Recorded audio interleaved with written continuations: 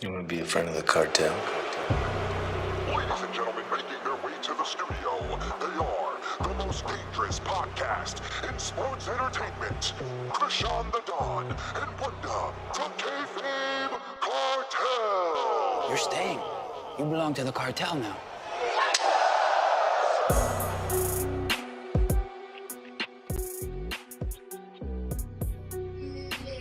Yeah. Ladies and gentlemen, this is the most dangerous podcast in sports entertainment. Kayfabe. Kayfabe. You ready? It's the Kayfabe Cartel.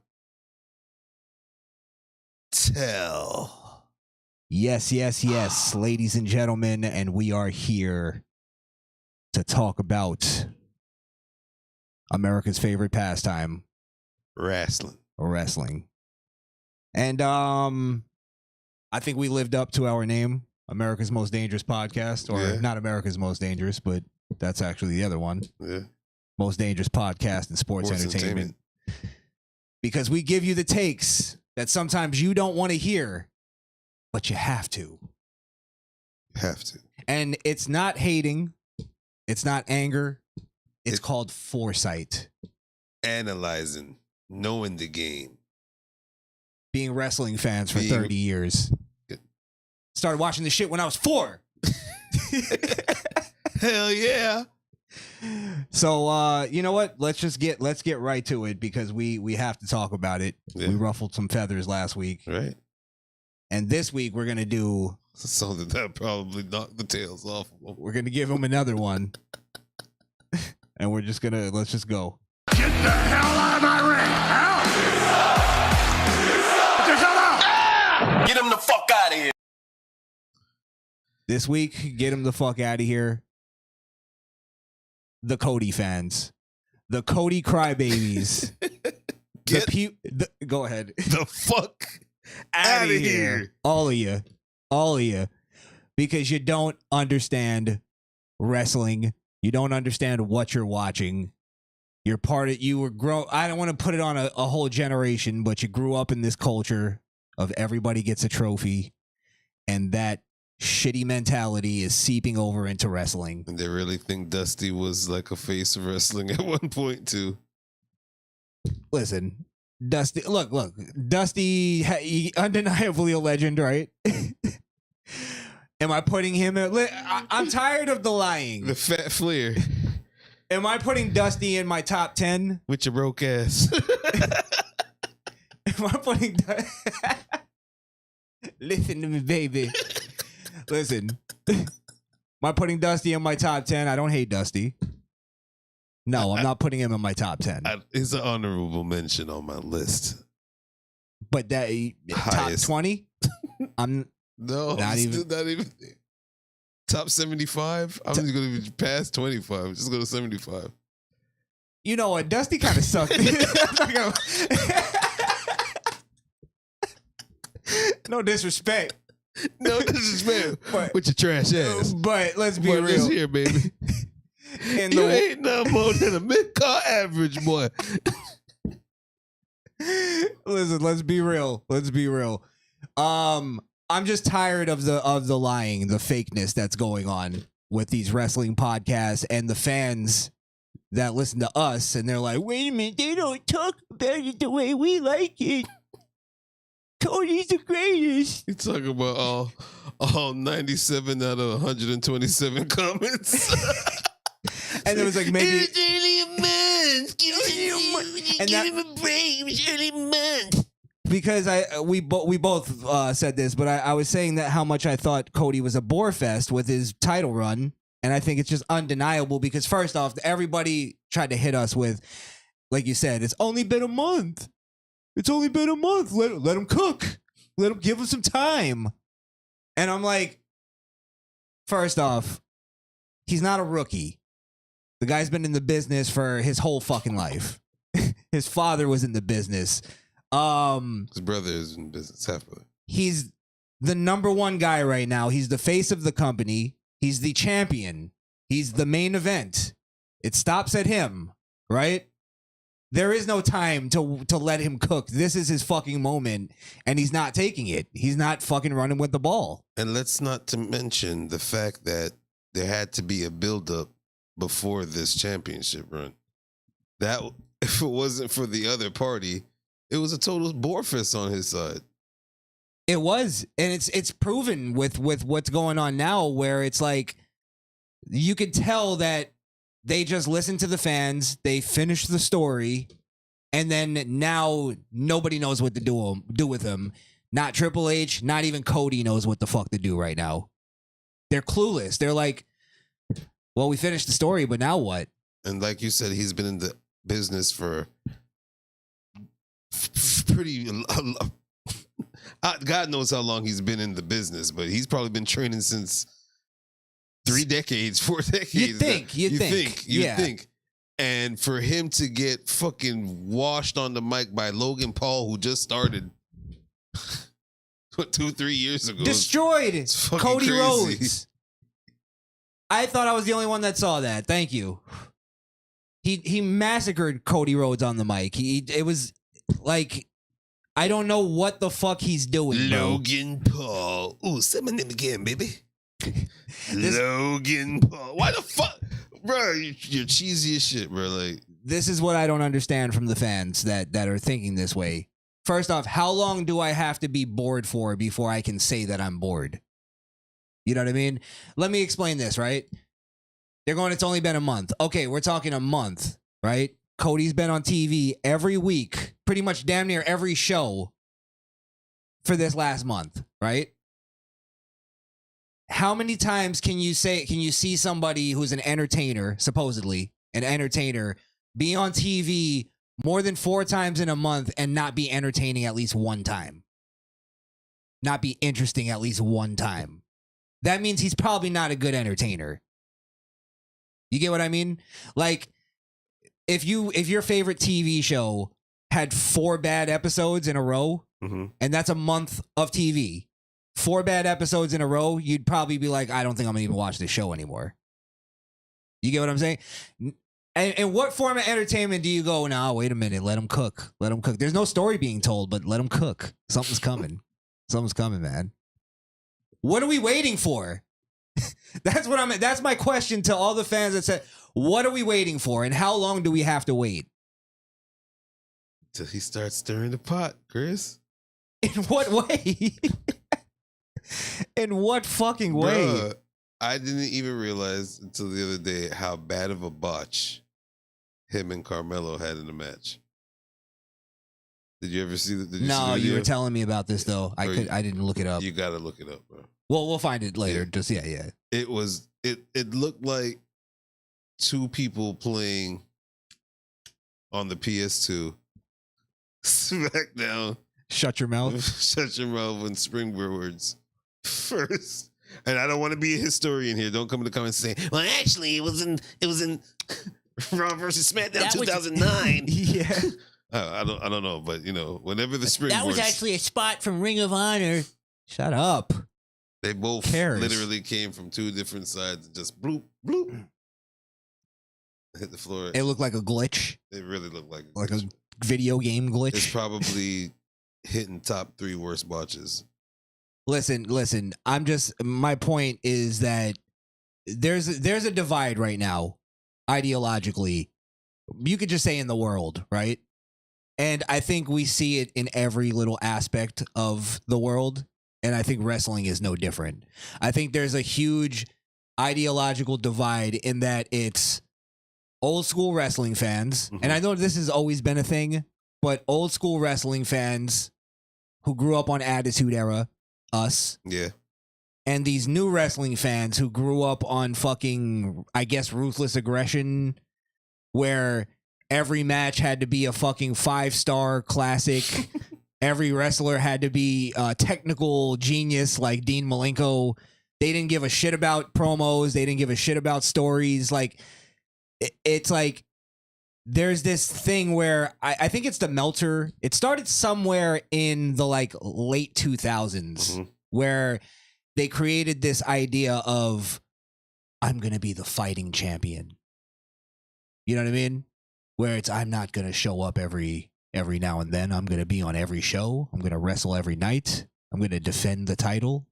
And the trope of fighting champion in wrestling has always fucking failed. It's always been a bore fest. It's never led to anything interesting. It's never led to any big feuds. It's literally, I'm watching wrestling for the sport of watching wrestling. It's the Dave Meltzer kind of thing where it's like, it's not a real competition, right? If you're watching wrestling without a story and you're enjoying it, you're a fucking idiot.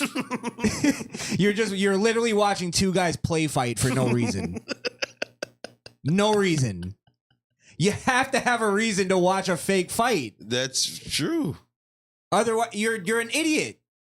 I just like the form, the art form. The art of it. Yeah. Look at that snapmare. Oh, it's perfect. So clean. What are you watching? The German suplex, Chris, wasn't executed properly. Perfectly. Look at the snap. Look at the toe touch. Look how he popped his hips when he... Shut up. His heels are at a 90 degree. And that's what I'm saying. It's because I've been getting a lot of that.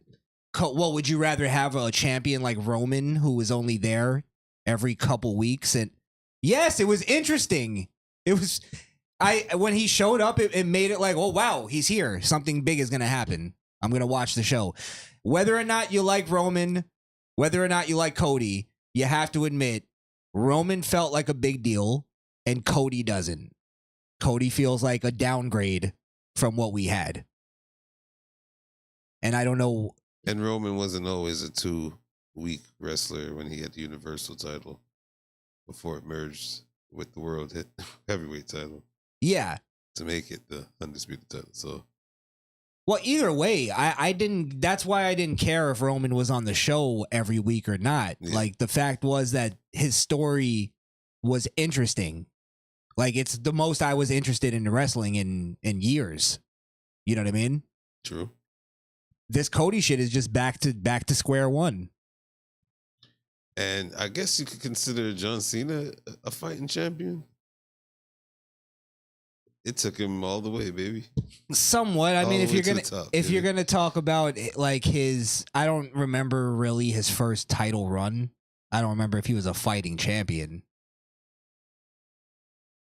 But even that's my point, though. It's that era that I think sparked what we're seeing now, where the fans are like conditioned to think if the guy's not on the show, like if the guy's not on the show every week, then he's not a real champion or something like that. Like it makes a difference, and it's like it's not real. That's the story, is that Roman wouldn't show up. It was part of the storyline. Like he felt like he was too important to show up. And him getting away with it in storyline made him feel important. That's the point. What don't they understand? It's all real to them, Chris. They don't realize that they know who's going to be the champion at the end of a freaking match. It's still real to me, damn it. Look at WrestleMania 39. You could see Cody's face when he's walking out that shit was not going to be the time he finished the story. He comes out WrestleMania 40 smiling, energy high, and Roman come out like a sad dog. Yeah, but he came out with nothing to do as well. And he just cuts a promo and then leaves. And it's like, oh, okay, I guess we're not going to. That's the point, too. Why aren't these fans questioning why wasn't Cody Rhodes thrown into a huge feud night after WrestleMania? And remember, I pointed that out. Mm-hmm. The second that happened, I said, this shit is going to be a dud.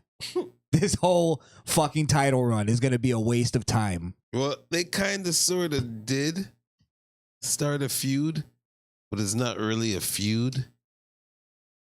Because the first show after WrestleMania, they're already cutting promos of the number one contender, who's going to wrestle for the number one contender for the belt. That was my point, though, is that it went back to, okay, how do we decide the number one contender? Have a fucking 4-way winner of that go. It's like no story with it.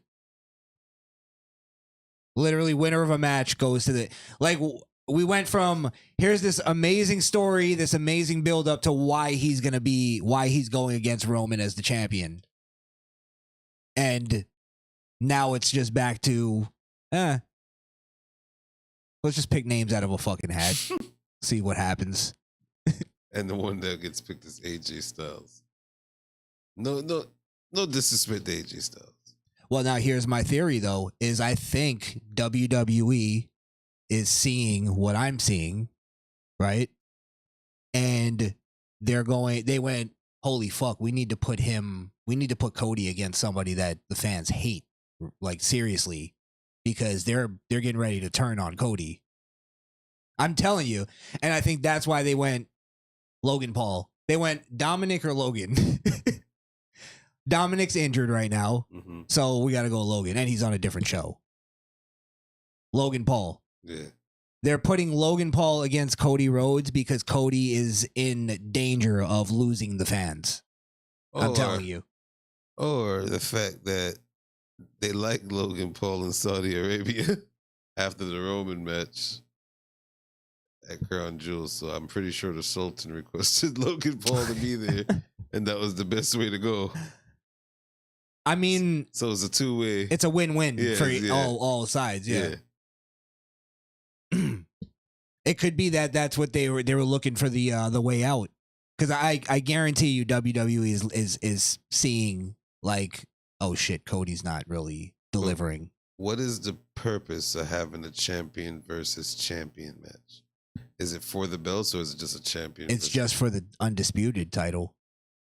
I hope they don't do a champion versus champion, because then Cody's gonna win the US title. Yeah. I don't know. If that happens, bro, then I don't know what WWE is thinking. They're fucking out of their mind. What if they merge the belts and it's just one belt and it's the US heavyweight title? Why don't we just merge all the belts into one big belt? and roll it out to the ring. And then everybody can wear it. That's what the fuck they want. What if everybody gets a belt? Everybody gets a belt. That's what it. And Ricochet deserves a belt, so let's give him a belt. Let's call it the Speed Belt. The Speed Belt. Yes. You could tell it was made for him. And that's the problem. That's what I'm trying to tell you. That's the ideological divide in wrestling right now, is that it's the realists who will say not everybody's great. Actually, there's like maybe a handful of people who might be great. And then there's the... Do we have a list? Oh, yeah, we could... And then there's the group of people who everybody gets a trophy, everybody gets a belt, everybody's a star, everybody's amazing. Women are just as good as men wrestling. Everything is great. Except for the things we all agree that we don't like, and then we go after utopia. that. Bro, it's... Here's another comment that we got where people were going, you guys are just... You watched the Attitude Era, and now you want wrestling to go back to that. And it's like, how can we not compare, first off the simple fact that the Attitude Era is pretty much unarguably the greatest time in wrestling history, right? First off on that, why would we not compare wrestling to that, right? And then on top of it, the fact that WWE themselves on their show constantly make the comparisons to the Attitude Era.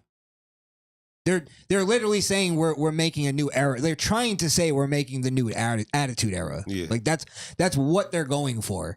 So why would we not make that comparison if WWE is making that comparison? Like it just is what it is. Like you can't sit there again and pretend that it's just as good as the Attitude Era was. And I don't know. It's just ridiculous.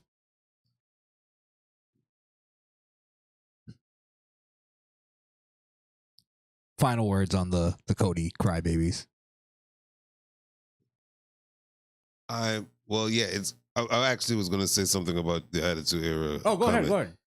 You also have to put in consideration that a person on the board of creative director and CEO, or just in the COO, COO was a wrestler in the prime of Attitude Era. So of course, there's going to be some kind of reminiscence, I guess you could say. But that's the thing I don't understand is why is Triple H catering to the fucking Meltzer crowd? Like the AEW type of people, like the I love Japanese wrestling, when they don't understand shit about it. They don't understand the culture. They're literally just saying it to be a hipster. It's like, I don't understand, why is he catering to that crowd?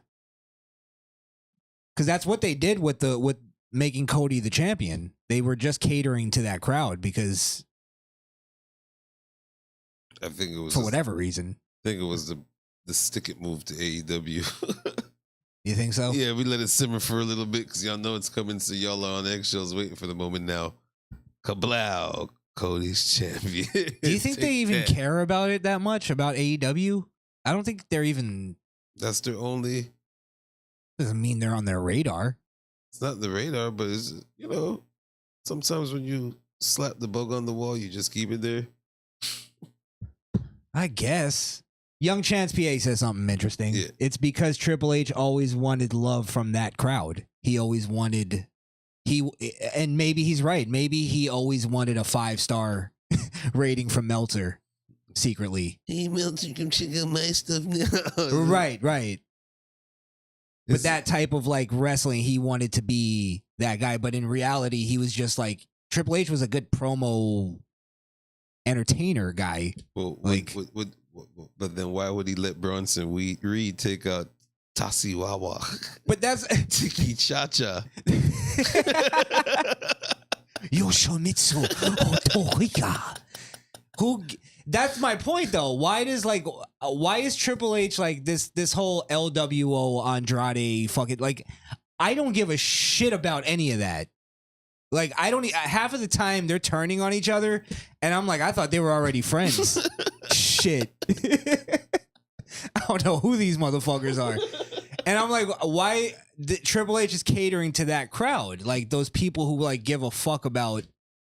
And am I wrong that like maybe I'm reading it wrong, that it's not that crowd who even cares about that storyline? The border's open. Do you care about the LWO? I absolutely do not have no interest in the LWO. I just don't know. It's almost like politics where you're like, just because somebody says they like guns, you can't just assume that means they're a Republican. You get what I'm saying? It's almost like just because somebody likes the LWO, I can't assume that they're those AEW smart mark kind of fans. I mean, I just believe WWE has like a 20-minute marker for ethnicity. They have a diversity quota. Yeah. Little DEI in the wrestling. And that's another thing. There's going to be a 5-minute women's match, a 10 minutes urban match. I know this sounds, because the fans that I'm talking about will get pissed off at this statement, right? Yeah. Half of the reason why I can't sit through Raw every week is because there's too much goddamn wrestling. Like, does every match, like because they're trying to fill 3 hours, but they'll have a match that'll take up 3 segments. It's like fucking 40 minutes. It's like, do we need that much wrestling? Can't you cut that down and tell a little bit of story in that precious time? They don't have anybody on the board that could create good storylines. That's what I'm saying. We'll just fill it with wrestling. Pointless wrestling. Mm-hmm. It's Saturday night fucking what is it? Swoogie. Main event or whatever. Yeah. It's that's just, I guess that's my final take on that. Too much wrestling. Yeah. Nobody wants, who watches, and if you're watching it for just the moves and the actual competition, you're a goddamn retard. Watch the words, man. That's why we're trying to build. We only got 55 subscribers, man. Chill out. Yeah. Funny, yeah, there's all different numbers. That's why you're at 44. That's why you're at 55. It's like, So y'all at 13. Hey, we grew a little bit. Well, let's go over, I guess, some of the Raw. The Raw. I will say this, speaking of Attitude Era, they did bring back something that I always loved was you see the wrestlers, the shot of them entering the arena. Like, hey, I just got here. Yeah, but they do it all glorified now. It's too polished The and shit. overlay and shit just pisses me off. We never used to get the name underneath it. And it's got a graphic of their, like that's too much. I feel you. I like raw fucking shit. Yeah. Just show me the raw video of them. And remember back in the day, The Rock would they would show him entering the arena and it'd be like 9:55. Yeah. He just showed up. Hey, but he showed up.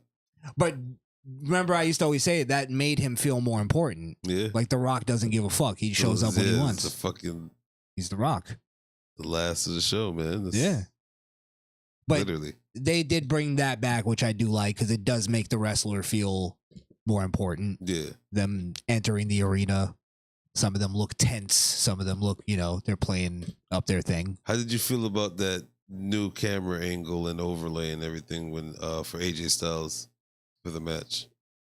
Wait, what do you mean exactly? Like when she's like, and the competitor, it says the contender, and it had the contender and AJ Styles in the ring, and it had literally a face forward video of him when they're introducing him. I don't know why I didn't notice anything like that. It? Maybe I just didn't pay attention to the opening of the match. Yeah, you gotta watch I watched the match, but maybe I missed the pageantry. Yeah. There was I guess I could say dynamic pageantry. I love the camera angles and shit they're doing. I mean, I know that's not a hot take or anything, but I love how they're doing even the transitions.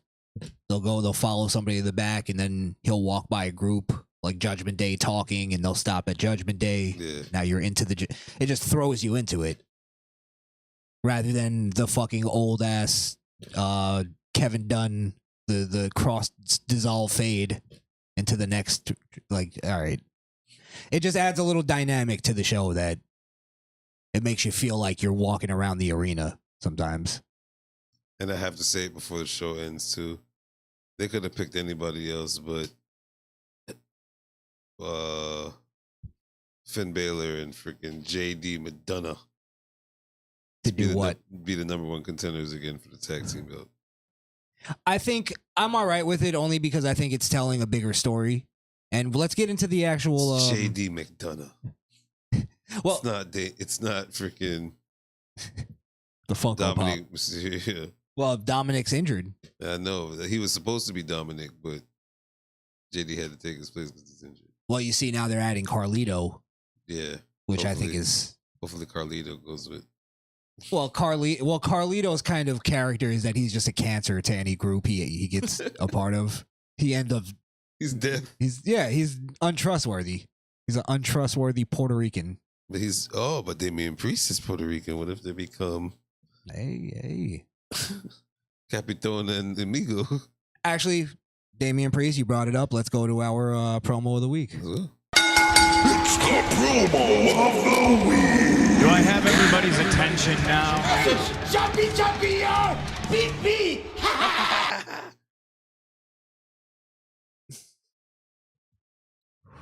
Okay, so the promo of the week, we both agreed that we would go with the Damien versus Drew McIntyre standoff. Yeah.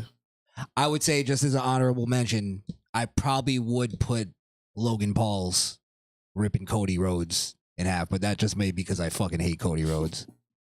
But you had to double down on it. But I thought Drew and Damien had a really good back and forth. Mm-hmm. You had some criticisms for Drew. Yes. And then, because I have a theory on that, but I want to hear your criticisms first. Drew just, oh man, I'm losing my words tonight. Jesus Christ. Fun. So, with Drew, like the whole blame game and calling himself the man after Becky Lynch called herself the man, it's like, is that all you all have where y'all from? Is being the man? You didn't even come up with anything better than that? so plain, so I feel you. original. It's like calling yourself the best. Yeah. It's like, all right, bro. Everybody says that. Yeah. Yeah. And he playing the blame game of why he lost this, why he losing that, how he loses it. And the fact that Damien just came out and said, hey, man, look yourself in the fucking mirror, too. You don't feel here, get the fuck out of here. So well, you thought that Damien got the best of Drew in that promo battle.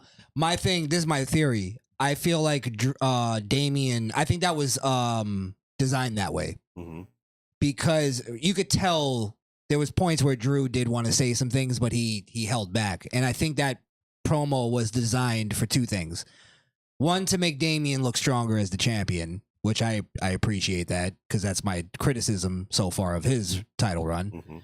Mm-hmm. And two, I think it was a test run to see how Damien would do on his own as a babyface. Because if you noticed in that promo, he was playing the babyface side. Yeah. You know what I mean? So I think it was a little test run to see how the crowd would react to him, like being on their side, so to speak. So honestly, this is why I'm making it promo of the week. Is I think he actually he nailed it. I don't think it was perfect. I don't think it was like great. No. But for somebody who I was like, I don't see anything in, like I was actually kind of like I wouldn't say I was hanging on every word, Right. but I was like actually interested to see what he was doing. And I saw that with some work and some experience, he'd actually probably be a really big baby face if they went that direction with him. Yeah. I think he was a big, well, I can't say big, but he was a big in his position babyface in NXT. Yeah. It started to fall flat towards the end, but he had like a star quality to him. Yeah. Like I saw something there. I don't know exactly what, but it was like, okay, I think he could kind of hang on his own if he had to. There's a lot of people that you see in groups that are like, no, they fucking need that group. Right. So I think Damien will be fine because they're looking at like they're going to break them up pretty soon. And I think that's why they did the test run this week.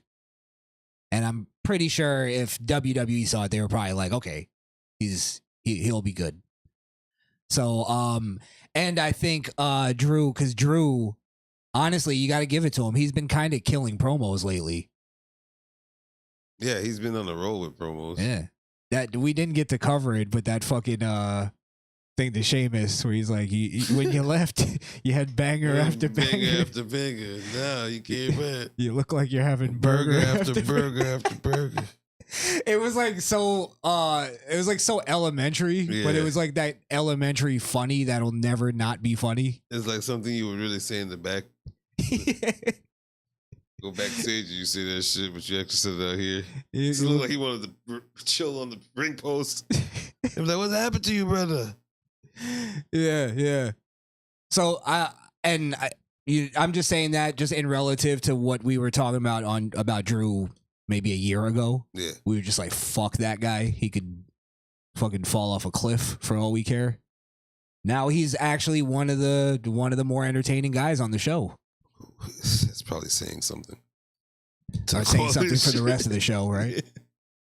I mean, he's kind of carrying the CM Punk feud. Yeah, and that's where Damien kind of got him. Like, you got your ass whipped by a one-armed dude. You worried about him more than being a champion. Fuck out of here. Yeah. That's why I got the belt now. That's why I cashed in. Pathetic. So, I mean, yeah, that's what I would say about that promo. I'm WWE's fourth best choice.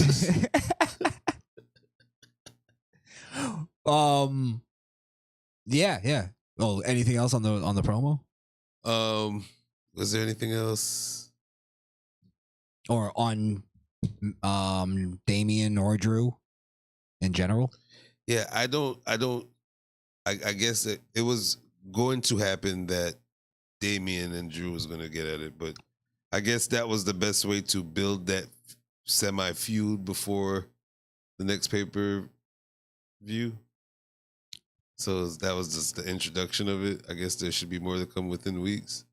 I don't know if that's necessarily leading to a match between Damien and Drew. They announced it. It already is? Yeah. Oh, okay, then I'm wrong. Yeah. I must have missed it. I missed some details, I guess. At the very end, he challenged him. He accepted. But did they? Oh, they made it Yeah. for King and Queen of the Ring.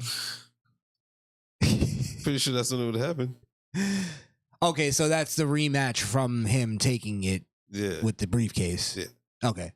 It makes sense. I was just saying I didn't know if they were going that way because it could have just been a promo, but you're saying they announced it, so they announced it. yeah. They talked about it in there. They even talked about the briefcase being cashed in the promo. Well, that's why Drew. That's like the first time they ever talked about it since. Yeah. So, I mean, maybe they'll have a good match. I don't know. We'll see. But all right, well, that was the promo of the week. It's the promo of the week. Do I have everybody's attention now? Jumpy, beep, beep. We got Cody Rhodes in that. Cody Rhodes.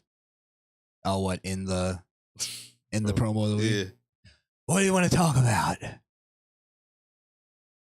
I'm the Universal Champion. Just like my dad, the American Dream, Dusty Rhodes. Fucking all right, Daffy. What do you think about the King and Queen of the Ring? Matter of fact, that's a honorable mention and get it the fuck out of here. Yeah, man. What the fuck is that, bro? When did this become a ninny fest? On which side? Why do they need a Queen of the Ring? Don't they already have a fucking agency like that? Here's my thing. Fine, if you want to have your Queen of the Ring, go ahead. Do we have to call the pay-per-view King and Queen of the Ring? It kind of loses its roll off the tongue, doesn't it? Yeah. It's King of the Ring. Are they going to have the same ceremony when they win too? Yeah, call them they. Both crowns are just exact size as the other one. Everything is equal. It's just as good. We have to convince ourselves Queen of the Ring is just as good, bro. And who's winning that? Gives a Shayna fuck. Baszler? Gives a fuck. They're gonna have a non-binary king non-binary of the ring, non-binary of the ring. X of the ring. Yeah, I couldn't get that out. Right. It's ridiculous. Why do we? I don't want it to just be like, oh, we just have to go off on it because it's the way. It's just the fact is, the women's division is not good enough to do this. It's not like, it's not interesting. It's really not. Who cares who the Queen of the Ring is? Who cares who goes after the champion when it's Becky Lynch? And let's be real. There's maybe 3, maybe 4 like prototypes for women. There's Ratchet Black Girl. There's like Cheerleader White Girl. Then there's the archetype of heel, which is I'm a cunt. I'm basically just a bitch. And then what, like maybe nice girl? Like they're all the same thing. Or gothic girl. That's the other one. Gothic girl from overseas. That's one person. That's literally like 3. They have like a girl who looks just like Paige now. That Valkyrie Oh yeah. chick, she sucks.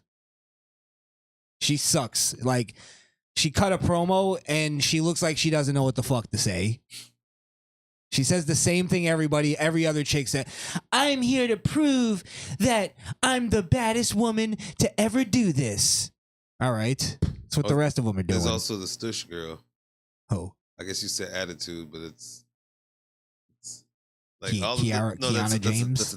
That's a type, like Tiffany Stratus. Yeah, like stuck up Yeah. white girl. Excuse me, it's my time. Yeah. I'm here to show that it's my time. All right. It's That's all what they about all me, said. Me. Yeah, it's just like it's all the same fucking thing. And there's nothing there. Why are we doing that? What was the Trish men have a Stratus? hard time enough doing a fucking tournament. What was Trish Stratus? What was her type? She kind of maybe did the archetype of What about Lita? that's what I'm saying. They had more types. Lita was a punk rock girl. They were good. That's what We actually watched their matches back in the day with no problem. Sometimes. and they were okay. Depends. Yeah, let's not use the word good. They were okay. They were passable. And not only that, They're though, passable. let's not pretend we weren't still watching for the tits and ass. Yeah. So they stopped slimming down and they had none for quite some time. That's what I'm saying. There was a point where fucking Trish was just juicy. Ugh. It's like it made you angry. But that's what I'm saying. It was like Lita and Trish, they both had that, like, she was just the stereotypical sexy girl, Trish. Yeah. And then Lita was like sexy, but she was like punk rock. Until she became a whore. And then she became a whore. And then she was a little bit Well, she did begin as dirty. She began as a whore. She was one of Godfather's hoes. You're right. Right. Trivia. Little fun fact. Yeah, fun fact. Right. But yeah, that's the thing is like they still started as like doing female roles. You know what I mean? Yeah, hoes. I wouldn't put it that way, but yeah. Female role. And then if you remember, Trish was the manager of TNA. Yeah. Which was named after Test and Albert, but it was really Tits and Ass. It was named after her. That was the joke. Get it, folks?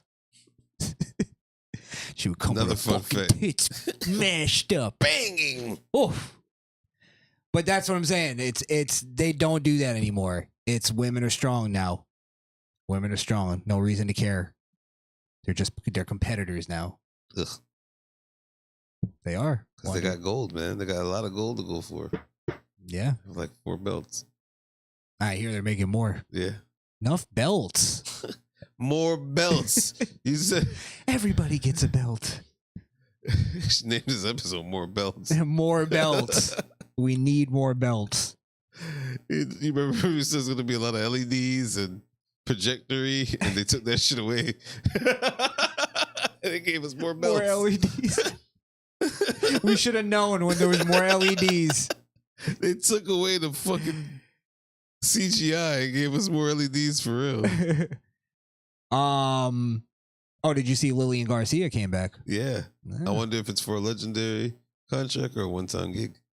It was like random, right? Yeah. Yeah.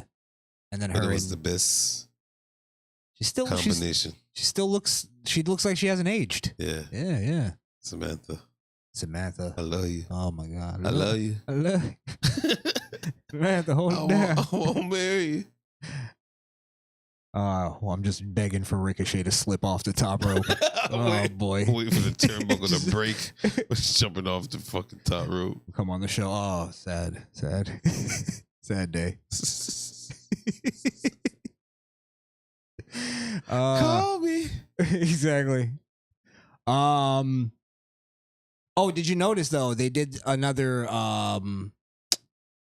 not Dreadmare, but they did another Uncle Howdy QR. No, I did not. They did, and this time Cole and Pat acknowledged it on commentary. I don't know if that a big deal. What did they acknowledge? It popped up and they were like, "Oh, that was weird. There's that thing again." I bet you it was Pat that said it first. No, it was Cole. Oh. Yeah. And then Pat, he overacts everything. What? It was weird. Why is he back? I fucking hate him. I really do. You should be an active wrestler. I liked you more. Until you couldn't sell a stunner. No, fuck that. Yeah, you get him the fuck out of here too. Another honorable mention. The one thing I do like about Pat though is that he does at least come off. It's too much though. He comes off as like a fan of the show, so maybe they have him like, you're the guy that the fans live through. He's the white Booker T commentary. Wow, that's actually fucking poignant. Holy shit. Booker T is one of the worst commentators ever.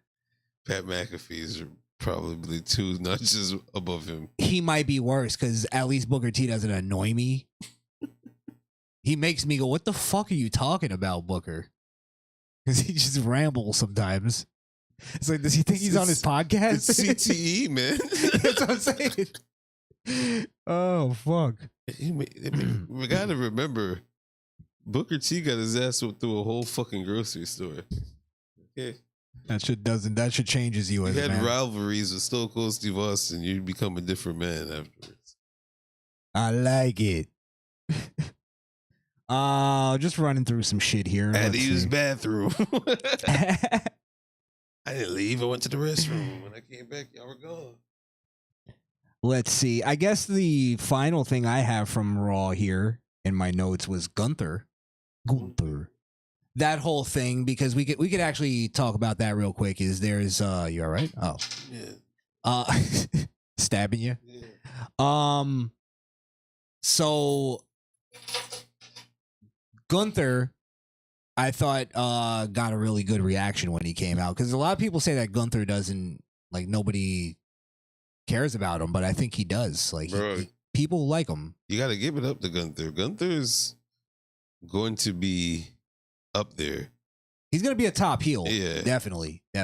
When it's all said and done in his career, bro, he's gonna leave a mark. And I don't know if they'll do this with him because he just did the Intercontinental title, but he might be the next guy to do like a really long title reign at some point. I could see that. But I'm pretty sure Jay's gonna win the King and Queen. Yeah, we didn't even talk about who we thought were gonna win. Yeah, Jay's you know what? I guess we could wrap that in because I do think Gunther is gonna win, but I feel like that's too obvious. Yeah, it's gonna be Jay. I was thinking that too, but because I'm gonna tell you why. It sounds really stupid, but a few weeks ago, Cody was leaving the ring after seeing Jay in the ring right after he won the belt, and he said, and I'm gonna use these words verbatim: "Until we eat again." I remember that. I tried to forget it, and then you fucking reminded me. God damn, I hate that guy. Dustin is the only one in that family I like. I think they're all douchebags. And only Dustin because he went through some shit. Like, he actually fucking lived life. He didn't go through the I'm Dustin Rhodes' son. Yes, exactly. I am cold dust. Can't beat eat that. Can't beat that, man. A character that should have fucking failed. He turns into a 30-year career. So he gotta go out and beat John Cena. I remember when he was like, I was in there talking to Eric, bitch off, bitch off. That motherfucker was hilarious. Holy shit.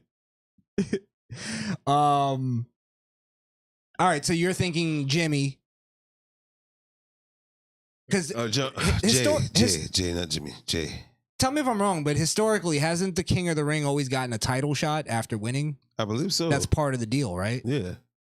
Or it puts him it puts him in the number one contendership at least. I think that's supposed to be the idea of it. I think it is a chance. I don't know. Again, let me make this comparison as well. Again, WWE, these young fans don't understand that the reason why the King of the Ring is important and winning it is because it made Stone Cold's career. It was supposedly what made a lot of people's career. It's because it made Stone Cold's career. Didn't make a lot of people's career. I think it made Shawn Michaels' career too. Did he ever win it? Did he win it? I don't think so. Oh, he won the Royal Rumble. The biggest kings were what? Stone Cold, and he didn't even go with the king thing. He just fucking won it, and then it was like, yeah, still Stone Cold though, not wearing a fucking crown.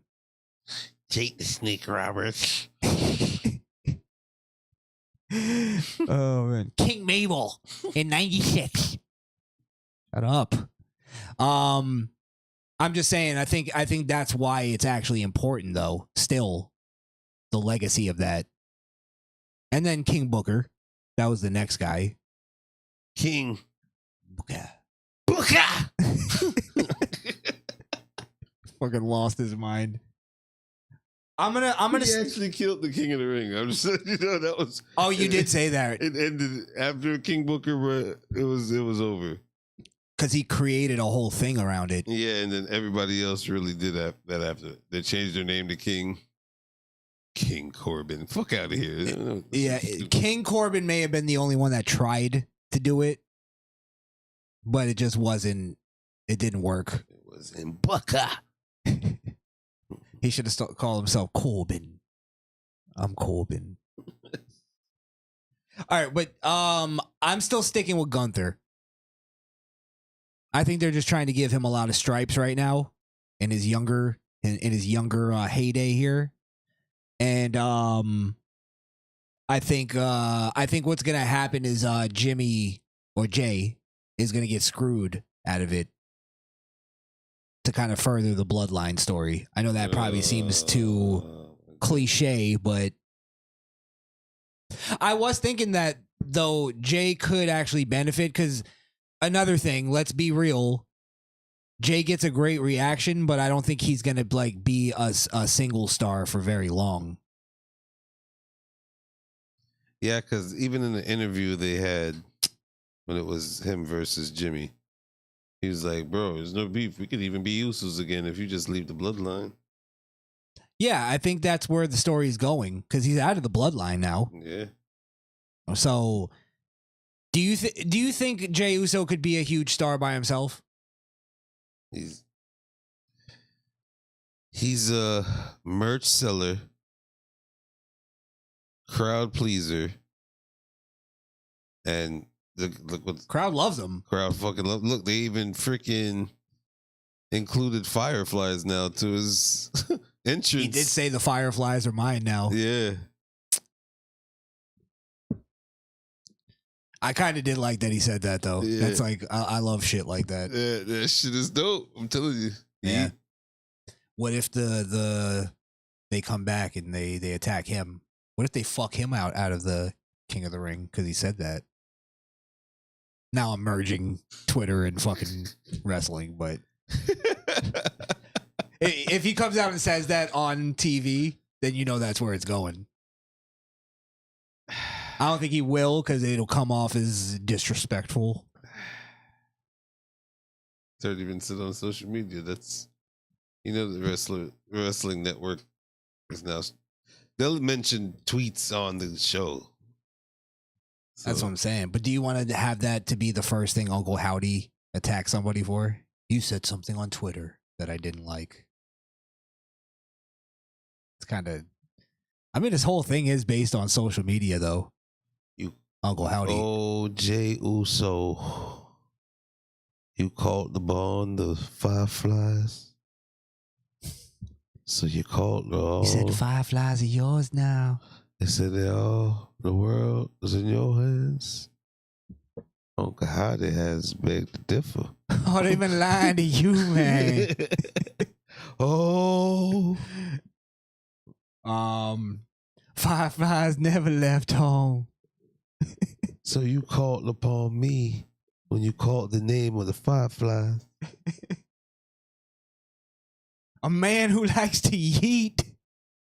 All right, so Gunther, because there's a lot of shit that went down with Gunther. Not a lot, but there was like things that I noticed in that whole segment because Gunther, he won his qualifying match. Who do you go against again? Kofi Kingston. DEI champion. So he beats Kofi Kingston, and then Ludwig Kaiser cuts a promo, and I actually was like, I thought it was good. I thought Ludwig Kaiser has really good mic skills. I see why they kept him and got rid of the other dude, because he'd even be good as like a manager for fucking Gunther, which he pretty much is, right? Pretty much. Yeah, he's got this look to him. He's got, it's like a fucking really punchable face. Like you just want to fucking hit him with a bat.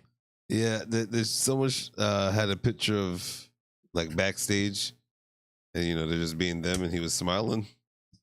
I wanted to punch it even more. Like, why the fuck are you happy? You see what I'm saying? You deserve to be happy, so I understand. You got work to do, motherfucker. But he has a really good like way of talking. Like it's a foreign accent and all that shit, but he can speak English very well. He still has that accent, so it feels authentic. Yeah. And he's saying like he was saying shit. He was like building up Gunther really well. And building up himself as well. So but then there was a little thing where Gunther had a standoff with or a stare, like a quick stare with Dragunov, who I don't fucking get whatsoever. I don't understand They why. had one of the biggest NXT matches when I think it was like the last match for Gunther before he moved up. Well, I get in storyline what's going on because I have a feeling he's gonna actually join Imperium. He'd be a good fit, but that's pretty much where I would see him. But the whole idea that this Dragunov guy is going to be like a new top guy, get the hell out of my ring. Do you see? I mean, what do you think? Out of my ring. Do you think Dragunov is good? Because I watched a couple matches of him. I saw maybe a couple promos. Did and Dragunov go against Jay? Yeah, I forget. No. Dragunov went against... Fuck, I can't even remember. God damn it. He qualified, I think. It was a qualifying match, right? I don't even know now. Well, what do you think of Dragunov in general? I don't get him either. He's just another... I don't want to be this guy. But fuck it. He's just another Russian man. A lot of Russians on the show now. It's kind of weird. I don't say and I'm not trying to be negative on him. No, I'm not either. But I don't know nothing about him. I don't see it. It's the like because they're literally when he comes out every single time it's crickets. I don't see him being. I think he's one of those guys who got over on NXT. Yeah, and they think that because WWE's having an issue and they have for a while where they can't tell the difference between somebody who's going to get over on NXT and somebody who can get over with everybody, with the world. They just have to take the long shot with them. After they get too big for NXTs, it's not too long until the crowd might just hate you. So you got to move up. Yeah, because he's so new, I'm cutting him slack. I'm not going to say fuck him. Yeah. And he did get go rid of against him, Jay and he lost. Yeah, I mean, he's not interesting to me. And I think he's one of those guys that's not going to get over on the main roster the way he did with NXT. And the King of the Ring is in Saudi Arabia. I don't think Gunther could go there, so it's going to definitely be Jay. Can't? They have a problem with the... I guess. It's Russians, man. Yeah, Russia. Saudi Arabia is a little different, I think. I think they're trying to be open. They're still fucking... still hijabs, but Jay all the way, baby. He's going to Saudi. He's gonna. That's where King of the Ring is, right? Yeah. Saudi Arabia. Yeah. I think Gunther. I'm gonna stay with Gunther, and I think that the bloodline screws Jay. Sounds like a fucking cliche, but I think it's gonna happen. Just when Jacob Fatu comes out and helps Jay. Do you think in storyline they're just leaving Jay alone, or do you think they're still going to go after him at some point? I think this is the way to break Jay away from him by having them on SmackDown. He's on Raw.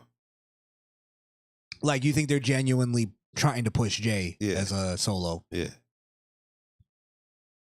And then eventually comes back to the Bloodline story. It eventually merged to the new Bloodline story. Yeah. As a bigger star, though. Yeah. That's the idea. Give it more pedigree. I think the idea was definitely to bring him right back to the Bloodline like pretty soon, but I think they are looking at the reactions he's getting by himself, and they're like, I don't know, could be something here. He could be his own entity against the Bloodline. That's what makes it better. Yeah, or it's just gonna bring bigger star power to the eventual match Yeah. that they have, the Civil War. Because it's no doubt he's going to blow Jimmy out the water like I've been predicted. Jimmy's not going to keep up. So eventually he has to pick up Jimmy. But he has to be at a point where it won't slow him down. Didn't they recently have a little thing where the Bloodline walked past Jay in the backstage and they kind of gave him a look? At Backlash, maybe? Maybe. Yeah, because it was right before his match. Yeah. So they're still teasing that there's still like animosity between them. So they could theoretically jump in the match and screw him out of it. Like, and it's not what the fuck moment. It's just like, oh shit, they're back at it again. Still be what the fuck moment. It's just It gonna will, but it'll just be Jay's freaking role to always just get fucked over every time by the Bloodline every time he wrestles. when he goes for something big, because that would get him to where he'd be angry again. So he could finish his story. Finish the story, baby. Oh man, is it just going to be a bunch of novels and chapters of people finishing their story? I just want the story to be over with. And then what? You fucking retards. You fucking idiots. Yeah, I guess we shouldn't badmouth Dragon off too much. Yeah. You're right. I was going a little too hard on him. Yeah, but he needs to get over. He needs to find something other than the fucking hand motions. But you know, those wrestling fans, they love their hand motions. It'll be a matter of time. All the fans will be doing this. Well, that's not true, because when Shinsuke come out, not everybody's out there. They should be. That shit is contagious. That shit is kind of fresh. I'm not gonna lie. I'm trying to see if there's anything else we missed. Guys could drop your comments if we missed anything that you want us to talk about. I'm sure there's something. You want to talk about Chris Colt? Oh boy. I you know what? Dark side of the ring. I got time for some Chris Colt, bro. Always got time for Chris Colt. Chris Colt, this dark side of the ring was the epitome of faggotry. This was the gayest shit Dark Side could ever put. Vibe. Who does it? Vibe, right? It's Vice. Vice. Yeah. Vice, you're fucking up with that one. Well, again, it goes into Jericho. You fucked up with that one. Again, it goes into the thing I was saying about everybody gets a trophy.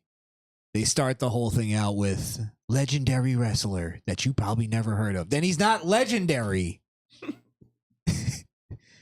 The idea is like, all right, he's legendary is that he's not famous, but everybody still knows him. You get what I mean? Yeah. That's legendary. Chris Colt, I've never heard of the motherfucker in my life. He wrestled in the 60s, 70s, and the 80s, but mostly the 60s. Hey, that was wasn't the AIDS epidemic? That he died from? He was also wrestling with his sexuality in the 60s and the 50s and the fucking 40s. Yeah, he danced with his partner. I mean, danced. He wrestled with his partner. Well, this is the funny thing about that. This is where it gets into liberalism. It's just a hodgepodge of shit. Where this whole thing, doesn't it kind of dispel the whole Chris Canyon documentary, where it's like he killed himself because there was no openly gay wrestlers in the industry, and he was afraid of being chastised. And it's like Chris Colt was the legend. He's the fucking George Michaels of wrestling. And Boy George's partner. Yes. So it's like he's openly gay. Pat Patterson was openly gay. Like and Ron Dupree, that was his name, right? Right. It's like that whole thing just shows that was like kind of a bunch of bullshit, and it's what we were saying, that it was just all in Chris Canyon's head. Yeah. And he went crazy because of his own fucking mental issues. By God, Chris Colt's name, wasn't it the Colt was a magazine or some shit for gay? He did like gay porn. He did gay porn, and his name is the name of a gay magazine, the first published gay magazine, Colt. Yeah, something like that. They named it after him. Yeah, so he's named it Chris Colt. Was it that fucking creep that was talking about? No, Chris Colt named himself after the magazine. Oh, that's right. That's right. I was talking about that creep though. The fucking guy that introduced himself with one leg up on a flower bed, like, hey, I got Chris into the industry, the porn industry. I filmed 150 movies. Okay, that's pretty. Yeah. Go get yourself checked. You fucking queer bait. I'm a director and publisher for a man that likes masculine men. And then he goes, I directed and I produced and I starred in the movies with Chris. It's like, you fucking queer. Ugh. Yeah, so he ends up doing gay porn because he was so ashamed of his sexuality. Well, I don't know why he's ashamed of his sexuality and do porn. Wasn't. Well, no, he was, but that's the end of the documentary was like, I think Chris would have been happier if he could have been open about his sexuality. In the wrestling industry, not in the public. He was, though. He was a fucking prostitute for wrestling school, for Pete's sake. He sold his ass to go to wrestling school. Literally. That's what I'm saying. It's like, I think there's like, they tried to victimize him when he wasn't. He was proudly a homo. Proudly. That's like, what the fuck? They were like cowboys and stuff like that. And bikers, no, they were dressing like faggots. And then because he's gay, they gotta gloss over like some of the shit. You could tell, like even the prostitution, they kind of glossed over that. Yeah. And then I believe his drug use, they kind of were like, "Hey, that was Chris," you know. And it's like, he bro, wanted to be what's her name? Janis Joplin. Janis Joplin. Joplin, yeah. Yeah. He was just being Janis Joplin. But yeah, good fucking influence there. Homeboy said he wanted to freaking run him over because he's freaking out in the back seat. Because he was a piece of shit. Yeah. He was a drug addict. It's like, what is this like? Why are we belittling that? Because he's a fucking flamer? He got it from his father. Sure, maybe. That doesn't mean you could be a piece of shit to everybody else because your dad was to you. It's trauma. He thinks everybody's out to get him. I get it. And then when you're high like that on whatever the fuck he's on, multiplies. The man was on LSD, all that shit. That shit. Remember he was in the freaking, a cage match and he thought spiders were coming in. He jumped out and started beating up on the ground. Yeah. I fucking hate drug stories. They're all the same. It's just like you started beating up people in the crowd because you took LSD and thought you were seeing spider. Oh yeah, that's great. Let's make a fucking a softball documentary about him. Fuck that guy.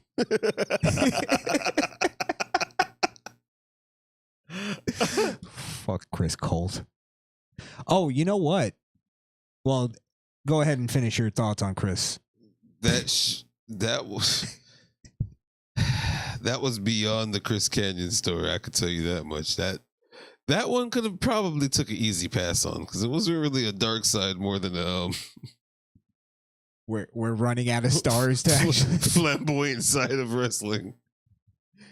It was, I guess it did get dark at points But it's not like there wasn't like They made selling ass a dark point. I think they could have went way darker, but they tried not to because of his sexuality. They got to be careful, and they protect who it is. Bro, they said he sold ass. But that's what I'm saying. But that's not in their world. It's crazy in our world, but in their world, that's a job. It's sex work. Okay, so He was that's a sex worker. acceptable. He's a pioneer. That's acceptable to talk about in the. No, it's not a shameful thing the Gotcha. way it is to our values. You get what I'm saying? Gotcha.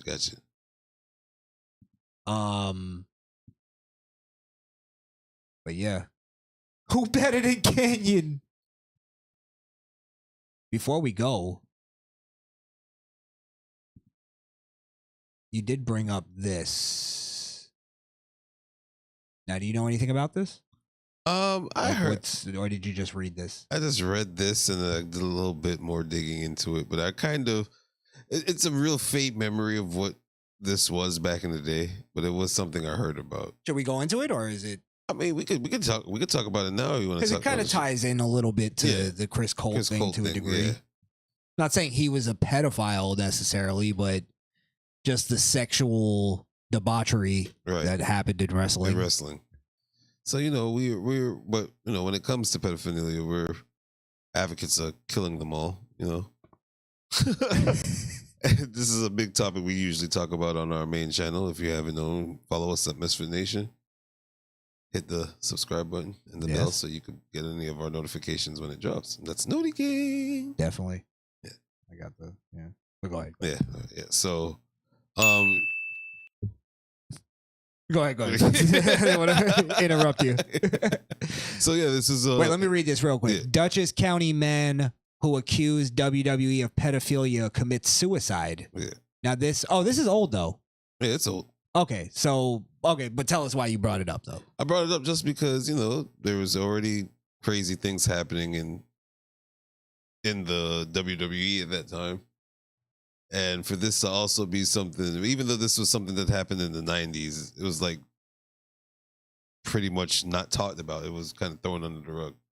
It's probably something that should be opened up, you know what I'm saying? So looked at again, yeah. Yeah. Well, if you think about it, wrestling started with carnies. You know what I mean? Yeah. And those people have always been kind of weirdos. And there is actually like a sort of, I don't know if it's just a stereotype or what, but of like carnival operators being pedos. Let the little girls get an extra ride on the on the Ferris wheel kind of thing. Yeah. So I don't know if maybe there is like some kind of thing connected like to that culture, because carny world is like a culture, or it was back then. So who the fuck knows? And it's a thing that's directed towards kids. Yeah. That's why you see, Disney has a lot of fucking pedophiles that get caught working there. Like, yeah, it's just like the school board. It's a kid magnet. Yeah, like the school board. Okay. You go into a place that you're working with kids because you're fucking attracted to them. But that was the carnival, I get it, but now it evolved to federations where kids are not really involved like that, at least backstage or around. So for any act to be done now, it's more of an egregious attack. I know I'm making a reach as far as the carny thing and that, but I'm just saying like that there's still a level of that culture. What was this, the 90s? Yeah. Cole was a ring boy like 91. in 1985. 85. Oh. So back then there was still kayfabe. There was still a whole thing where they had their own language even, you know what I mean? So it's like that kind of, the culture was still there. So it's possible there's also the thing of there was a culture of fucking like, because of kayfabe, there was a culture of kind of silence. You don't talk about what goes on in the back. Yeah. You know what I mean? That's very true. That's not proof that something That's happened. not but kayfabe. Yeah, let me tell you how Undertaker killed the bitch because he's the Undertaker. He told her rest in peace. we ain't say nothing though. Kayfabe, baby. I was a baby face. I couldn't say shit. I couldn't tell him I was there. No, it's heel. Babyface would be. No, because Undertaker was a heel. A babyface would tell on him because it's a babyface. Yeah, but he's not supposed to be there. He's not supposed to be chilling with the Undertaker. Well, that's the that's kind of the thing with Snuka, right?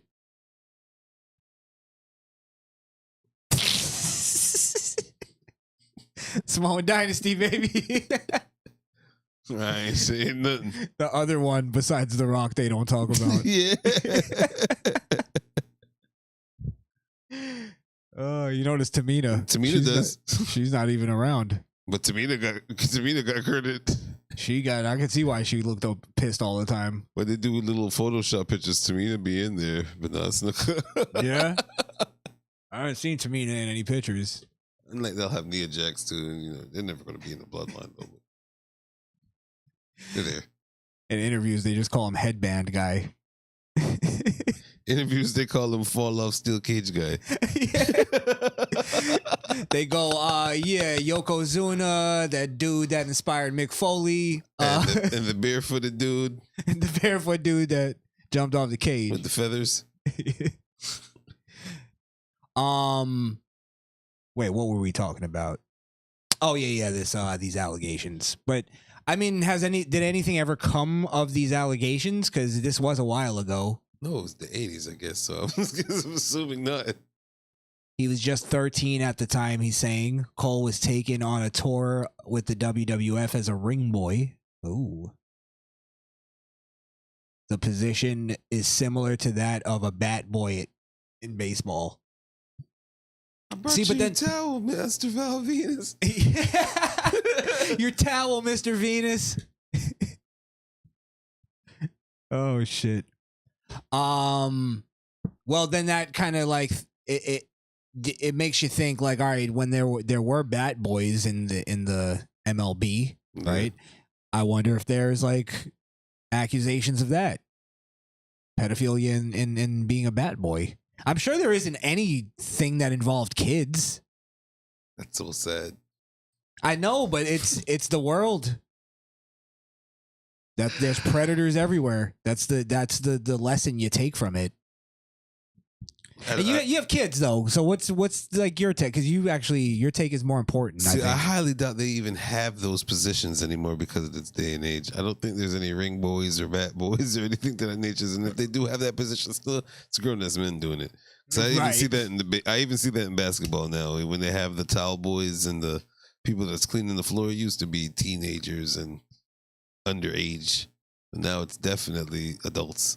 All adults, everything's adult oriented. So or if there are kids involved, the parents are there. Yeah. And for me personally, when it comes to like Hollywood and all of that, I wouldn't squash their dreams about Hollywood.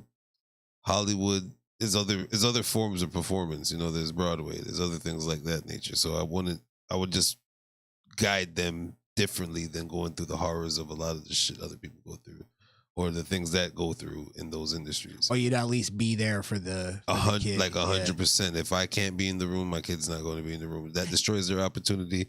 What do y'all got to hide? What do you have in mind that I can't be there for? Right. Yeah. Yeah, you're right. There is a fucking nefarious kind of feel to it just based on that alone. Right. Yeah. I am what is a parent? The parent's the ultimate guardian. I'm guarding my child at all means until they're at the age where they do it themselves. But until then, I am their guardian. I am their parent. I'm their protector. Wherever you need to bring them, I'm there. Right. Yeah, and then kids that go into that field and don't have parents or their parents are so like gung ho about them getting famous, they'll even look bad. No, go ahead with him. I get there's compassion for your kid as well in there, where you know your kid wants this as bad as you do, and everybody's naive to a degree. Yeah, and they don't want to be the one for them to be like, oh, my mom squashed my dreams or my dad squashed my dreams, so now they have resentment for the rest of their life. How do you navigate that though? Like as a parent, how would you do that? Like I said, guide them in the right path. Doesn't have to be Hollywood to be famous. You can still perform and get the same kind of fame you were looking for. Make your own movies. Make your own movies. Do Broadway for Pete's sake. There's film festival, the Sun Art, was it the Sun Film Festival? So all those other things you can do to get recognized. It doesn't always have to be Hollywood. You're right. You're right. Because also, like, from my standpoint, as like music, if I had a kid that was like, I want to get into music, I would hope they wouldn't want to, but I would tell my advice would be get into production. Yeah. Because that way you can kind of make your own way, as opposed to like being a slave to somebody else. And your talent is just kind of you're not in control of your own talent if you're not producing your own stuff. So it's like, you're right. You have to find a way to make sure they know how to like empower themselves navigating through that world. Right. And then it's like crazy though, because then what happens a lot of times is the parents will get somebody like a manager because they're like, I don't know how to navigate this shit. And then the manager ends up being the one that fucking... Yeah. You don't have to worry about that with me. I'm well equipped. And you got to stay on the manager. Yeah. Yeah. Like at that point, you're like, you almost have to have a conversation with him. Like me and you are new, like best friends now. If I call you, you answer your fucking phone. And even so, like even in that aspect of life, if they want to be an actor or something or want to go into that, I'm well equipped to be their manager. You know what I'm saying? So I'm just saying in the world of where if you couldn't. If I couldn't? Yeah. Yeah, it's going to be somebody that is at my beck and call. He works for you. Yeah. Yeah. Yeah. Pretty much. I feel you. You get my children right. That's all you do. Get the fuck out of here. If you treat them right, they get the deals they need to, bro. You probably become semi-family. Right. You get a Christmas gift. You get it. Yeah, you Christmas come to the dinner. Yeah. Probably invite you to Thanksgiving. Right. Christmas Eve, though. Come to Christmas Eve.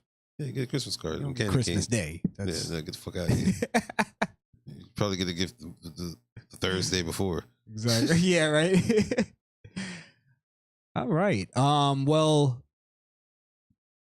I mean, I don't know. I don't know if this has ever been looked at, this whole thing.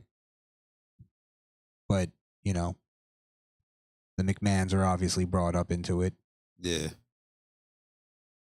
In an interview submitted to the courts, McMahon admitted that WWE ring announcer Mel Phillips had a particular and unnatural interest in children for years. Wow, Vince said that?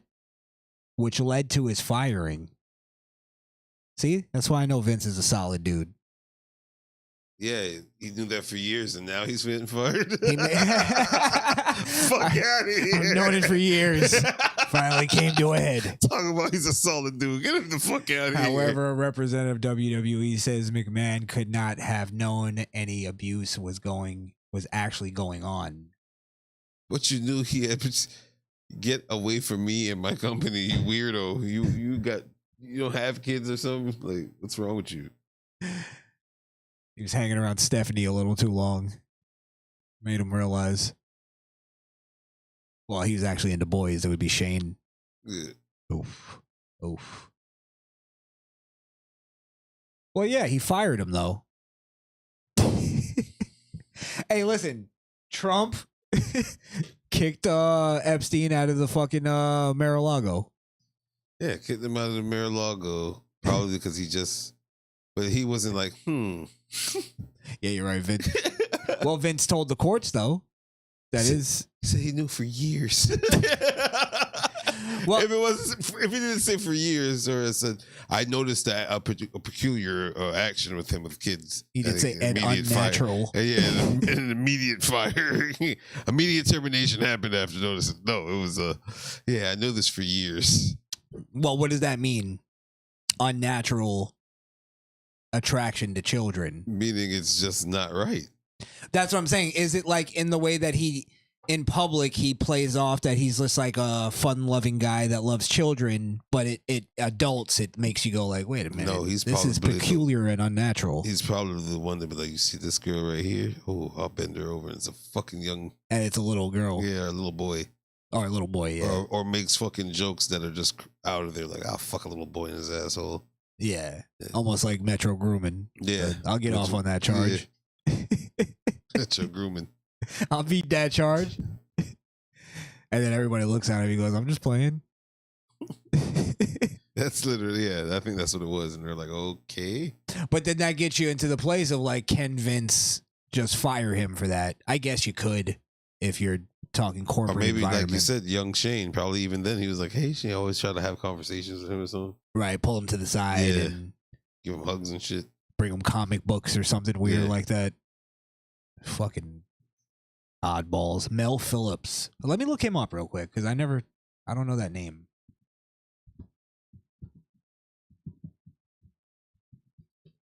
We're gonna go, oh, that dude. Oh, Mel Phillips is a black guy. I don't why you all the other ones that came up, that's the one that is a black guy? Meet the former. It looks like it's a black dude. It's a black guy. Oh wow. WWE announcer, and he was black. No, I never had black announcers in WWE. Fuck out of here.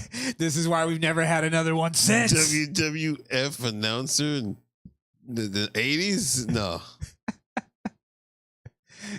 He hired Teddy Long, but he was like, "I'm gonna keep my eye on you though. Be on you like white on rice." That's why Arn Anderson was so fucking hard on him. Was Arn Anderson? Who was it? Who was Thunderbolt Patterson's Pat Patterson. No, Thunderbolt Patterson's teammate. Oh, Tony Atlas. It wasn't Tony Atlas. Wasn't it Tony? Oh no, that's Dwayne. Yeah. Rocky Johnson. Rocky Johnson's. I forgot who was. It was some white dude. It was a racist cowboy. Oh, I cannot remember. And he was like, "Get the fuck away from me!" Teddy Long was trying to. I don't remember that. He was doing a ring count. He was doing a rope count. He's trying to break him off. He's like, "Get the fuck off! Don't ever touch me again." I guess we see why Vince was so quick to snitch. Look at this Frank Lucas ass motherfucker right here. Oh shit! I think we gotta take niggas nowhere. WWE announcing. I think we gotta wait till tomorrow to cover this one. By God, this is. I didn't see this coming. I don't remember this guy. I don't either. Mel Phillips. That's hilarious. Oh, I'm looking more. I'm getting more details on this guy. Okay, we got a Black History candidate. First black ring announcer in WWE. Is he the first black ring announcer? Know. I have no clue. This is hilarious right now. You notice they're not promoting it as that now. We got to look up more on Mel Phillips. While you do that, I'm going to read some comments here. Pete Ortiz. He was one of them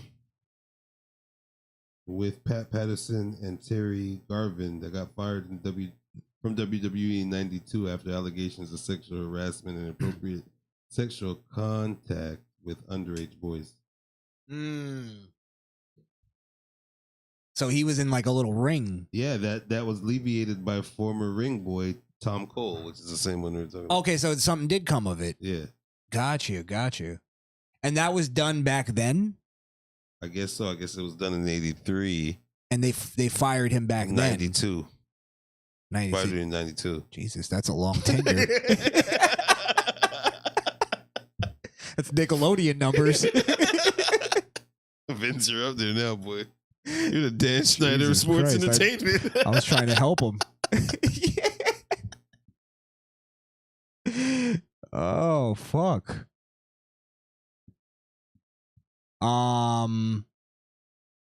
Yeah, that's crazy. Well, let's come back to Mel Phillips. We'll do some more investigating. Or maybe we won't. Is he the first? Can you find out if he was the first black ring announcer? Yeah, that's what I'm looking for. He has to be 85.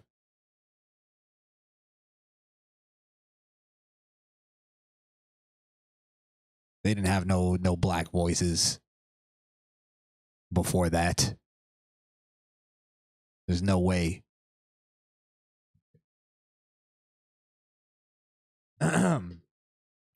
Pete Ortiz. Logan Paul killed him, and that was the best promo Cody had so far. What happened? I was just reading comments. What did he say? He said Logan Paul killed Cody, Oh, yeah. but that was the best promo Cody had so far. I guess. I mean, I don't really.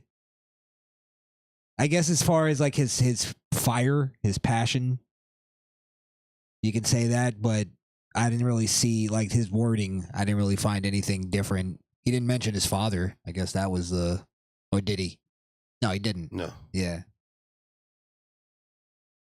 Dusty losing the belt and going after it again was always been the best part, has always been the best part of the story. I guess he means Cody. S. Ramos, shout out to you, sir. Young Chance, PA, Ricochet got a pity belt. They may as well give Samantha one too. I'll give her a belt. Triple H, we read that one earlier. Young Chance, shout out to you, man. Appreciate you guys. No, they don't. They really don't have a Wikipedia.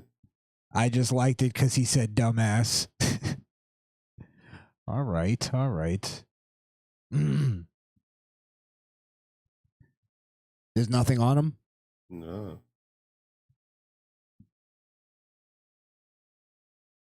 I guess they buried that one. That one got buried. The LWO storyline is so lame. Peter Ortiz, thank you. And he's Hispanic. How do you know that? Peter Ortiz? Yeah. I don't know. Someone gave it away.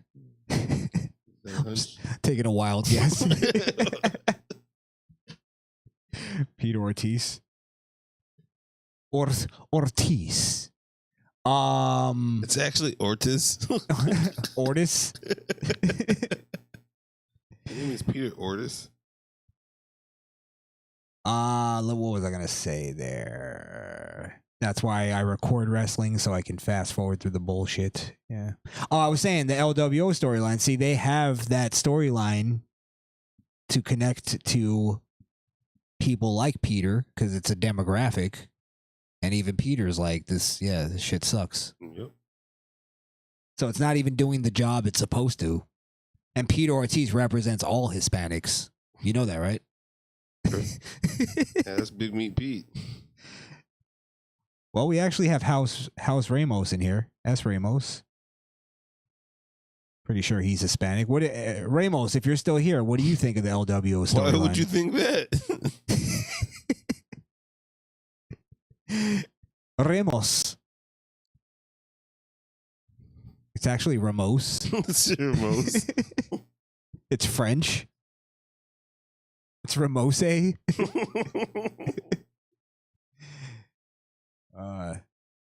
Peter Ortiz. Dale. Who's Dale? Huh?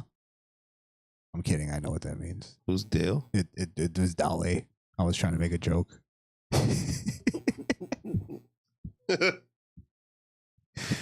Oh, I need to give myself a button for that one. There we go. You're a fucking disgrace. Okay. So still nothing on Mel Phillips, huh? No, but I think he's dead. Let's hope so.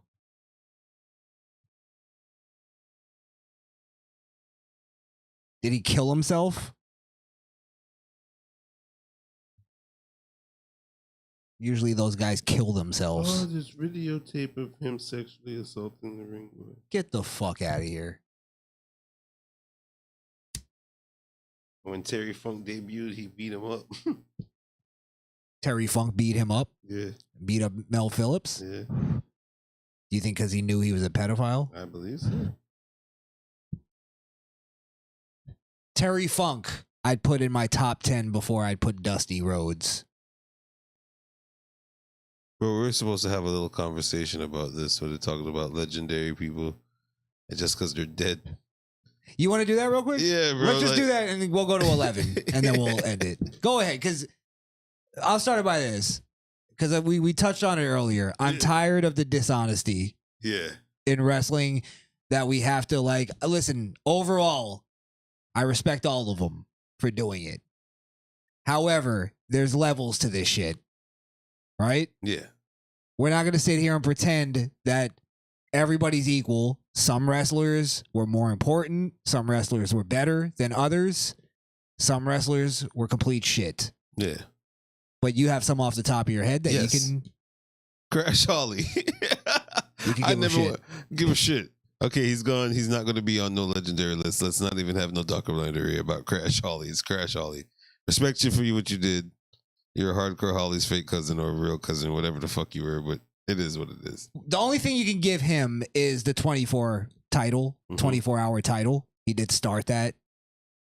I don't think did he start that? I don't even think he started that.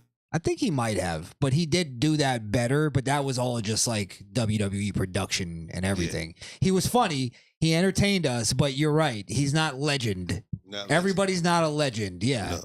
And let me put it in this light, right? Where there's levels to it. I'm going to be totally honest.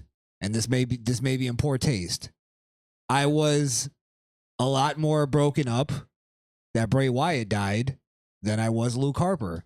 I'm not saying that I didn't give a fuck that Luke Harper died. I'm just saying when he died, I was like, oh, it's fucked up. Oh, man. Yeah. You got to, oh, man, you know? What? Oh, fuck. When Bray died, I was like, what? I don't even believe. What are you talking about? Matter of fact, when Luke Harper died, I said, oh, man, how does Bray feel? And I just forgot about Eric Rowan. God, he even existed. He's still alive, but Jesus Christ. Is he? That's what I'm saying. It's like there's levels to this shit. Yeah, like test. Right. You're more like, and the way he died, that was the thing. Like, oh, he died of overdose. Wow. Yeah. But then even JR did an interview where he was like, I wasn't really surprised when Test died. Good old JR. I love him. He's fucking honest, and that's why people don't like him. What was another one? I'm sorry to say, the reason why Solo's failing because the other person wasn't a legend either. He was a forced streak, Umaga. Oh, that's a rough one. I liked Umaga, but then I think legend. Do you think legend when you see Rikishi? Yeah, but not Umaga. Easily. Umaga's a little more. That's what I'm saying. Levels to this shit. I loved Umaga, but he's not on the level of Rikishi. Yeah. But if they made a documentary on Umaga right now, which I think they have already, legend. They go, the legendary. Yeah. He revolutionized the industry as the monster, the Samoan bulldozer. Here's one that we talk about all the time. Maybe this is our moment to finally rip into him. Dean Malenko. Is he dead? I wish. Not because I hate Dean Malenko, because I don't want to hear about him anymore. Oh, when he dies, it's going to be a fucking statue. Greatest of all time. Every arena will have a statue in it. It will actually have a Dean Malenko logo for W. It's going to be him doing a suplex for a W. I've never been entertained by Dean Malenko in my life. Oh, bro, those are snooze fest matches. I'm sorry. I guess probably the Cody crybabies are the ones that are also saying Dean Malenko is top pillar wrestler of all time. That's why these fucking idiots don't care about things like storyline and character and promo ability. It's because they emulate Dean Malenko. And Lance Storm. And Lance Storm, another one. But Lance Storm higher than Dean Malenko on my list. Oh yeah, Lance Storm was actually good. Had some watch-worthy matches. Right. And he did a little storyline once he got to WWF. And this is the thing that pisses me off with these fans. They'll go, WWF just had him dancing like an idiot. And it's like, okay, the one time he tries to show personality, you get mad. It may have not been entertaining and great, but at least he tried to do something. The moonsault off the top. Right. He didn't do a 3 Amigos and chain wrestling. It's like, bro, he's not a legend. We need to start filtering some of these motherfuckers out. You do. Yeah. Here's another one. Chris Benoit. Even before the killings. Even before the culling. He was a champion. Oh, you know, fuck Chris Benoit, because this will actually bring him in. Here's one right here. The Four Horsemen. Fucking useless group. Boring. Never did anything entertaining. I don't think ever sold any merch. I don't think merch was a thing. They every fucking iteration of that group sucked. It was a bore fest. They always try to bring it back. And it never worked. That group without Flair was garbage. You know that shit went to hell when they made a 4 Horsewomen. You know who was in the Four Horsemen at one point? Dean Malenko and Chris Benoit. They were. Or they call something the Radicals? No, that was later. But in WCW, they were the Four Horsemen. This is how you know it sucked. The Four Horsemen at the time were Chris Benoit, Dean Malenko, Ric Flair. Great. You know, you can't deny that. That's a legend. Arn Anderson. Another one that could fucking suck a dick. Not a legend. You could say he did his backstage shit, but as a wrestler, like the 90s, we were all turning the TV off when Arn Anderson came on. Yeah. All of us. And Mongo McMichael. That was the Four Horsemen in W. That group sucked. Who? What? Ruined your smoke. Who is that? Oh, fuck. I should have had this off the screen. Sorry. Wow. Damn, that just killed me. What? Who? That was the Four Horsemen at the time. Who was that? Mongo McMichael. You don't remember him? No. He was a football player who became a wrestler, and then he sucked so bad that they made him an announcer, and he sucked at that. Was Marco the one that was fumbling? I don't remember exactly, but he was useless. Because he was mumbling on the mic. Didn't they make him like an announcer at one point too? And he used to wrestle in like fucking jeans. He sucked. Wow. Four Horsemen, a useless group. I don't even think they ever made money with that group. I wouldn't be surprised. Got any more? Who's considered like, who's overrated, I guess, as a legend. We need to start weeding them out. Overrated? Ultimate Warrior. 100%. 100%, bro. He may have had like a 6-month span where it was like, and we weren't even born yet. Hall of Fame worthy? Fuck out of here. Fuck out of here. Fuck out of here. I was Mark Henry. That one I could argue a little bit more. You're going to go in the Hall of Fame for long tenure. That's it. That's it. You're right. You're right. Nothing more, nothing less. You were the worst champion I've ever came across. My God, you try to fucking pin somebody in a what was it? You try to pin somebody in a freaking Royal Rumble. Did he really try that? I don't remember that. He did a power slam, right? He did a power slam and went for the pin. Fucking idiot. Well, you know that's why they put him in the Nation, right? Because they tried to make him like an Olympic. They tried to make him like Kurt Angle before Kurt Angle. They even had his music. They gave him Kurt Angle's music. Yeah. And he sucked. And they put him in the Nation because I think they wanted Ron Simmons to kind of get him in line. Because he was really cocky coming into WWE. That shit was terrible. Yeah. I think Henry could be debated, but I think you're right. I'm being like a little He wasn't revolutionary. Didn't give a fuck. He didn't sell shit. sexual chocolate, baby. It was a jobber.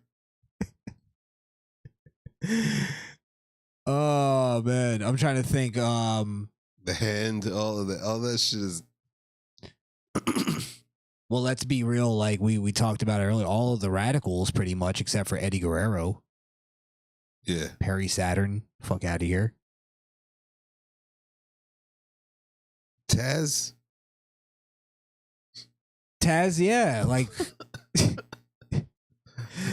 ECW fans are fucking I was gonna crazy say, right now. yeah, ECW could be the only thing, but not in WWE. Yeah. We're talking WWE. Would you call Taz a legend? By the way, fuck what everybody else is thinking, because this is we're weeding it out. Yeah. We're weeding it out. Taz, to be honest, bro, he did it for the little guy, bro. He was throwing motherfuckers like a heavyweight. When he was a little guy. He made the way for Pete Dunne. Taz is debatable. Yeah, so I can't. It's debatable. Yeah. I don't think so. I'm trying to think of just like some obscure ones that people overrate too much. Somebody throw some in the chat if you have a couple names that Weeding them out.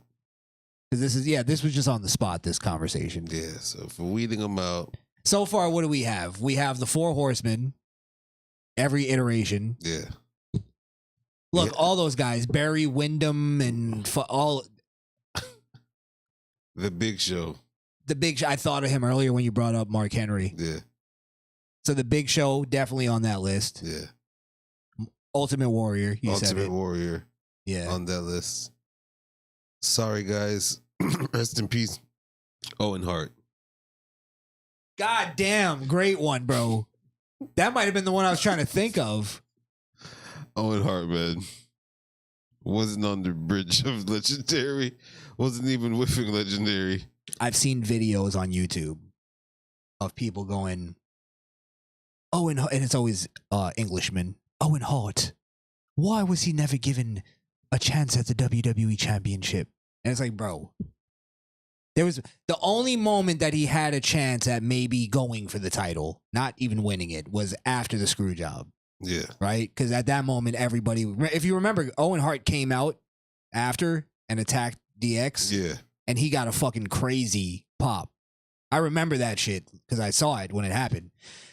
And right after, they kind of like just put him into a thing with Triple H. And like the point is though, I don't think Owen Hart ever, like before that, you got to remember it was Austin's run.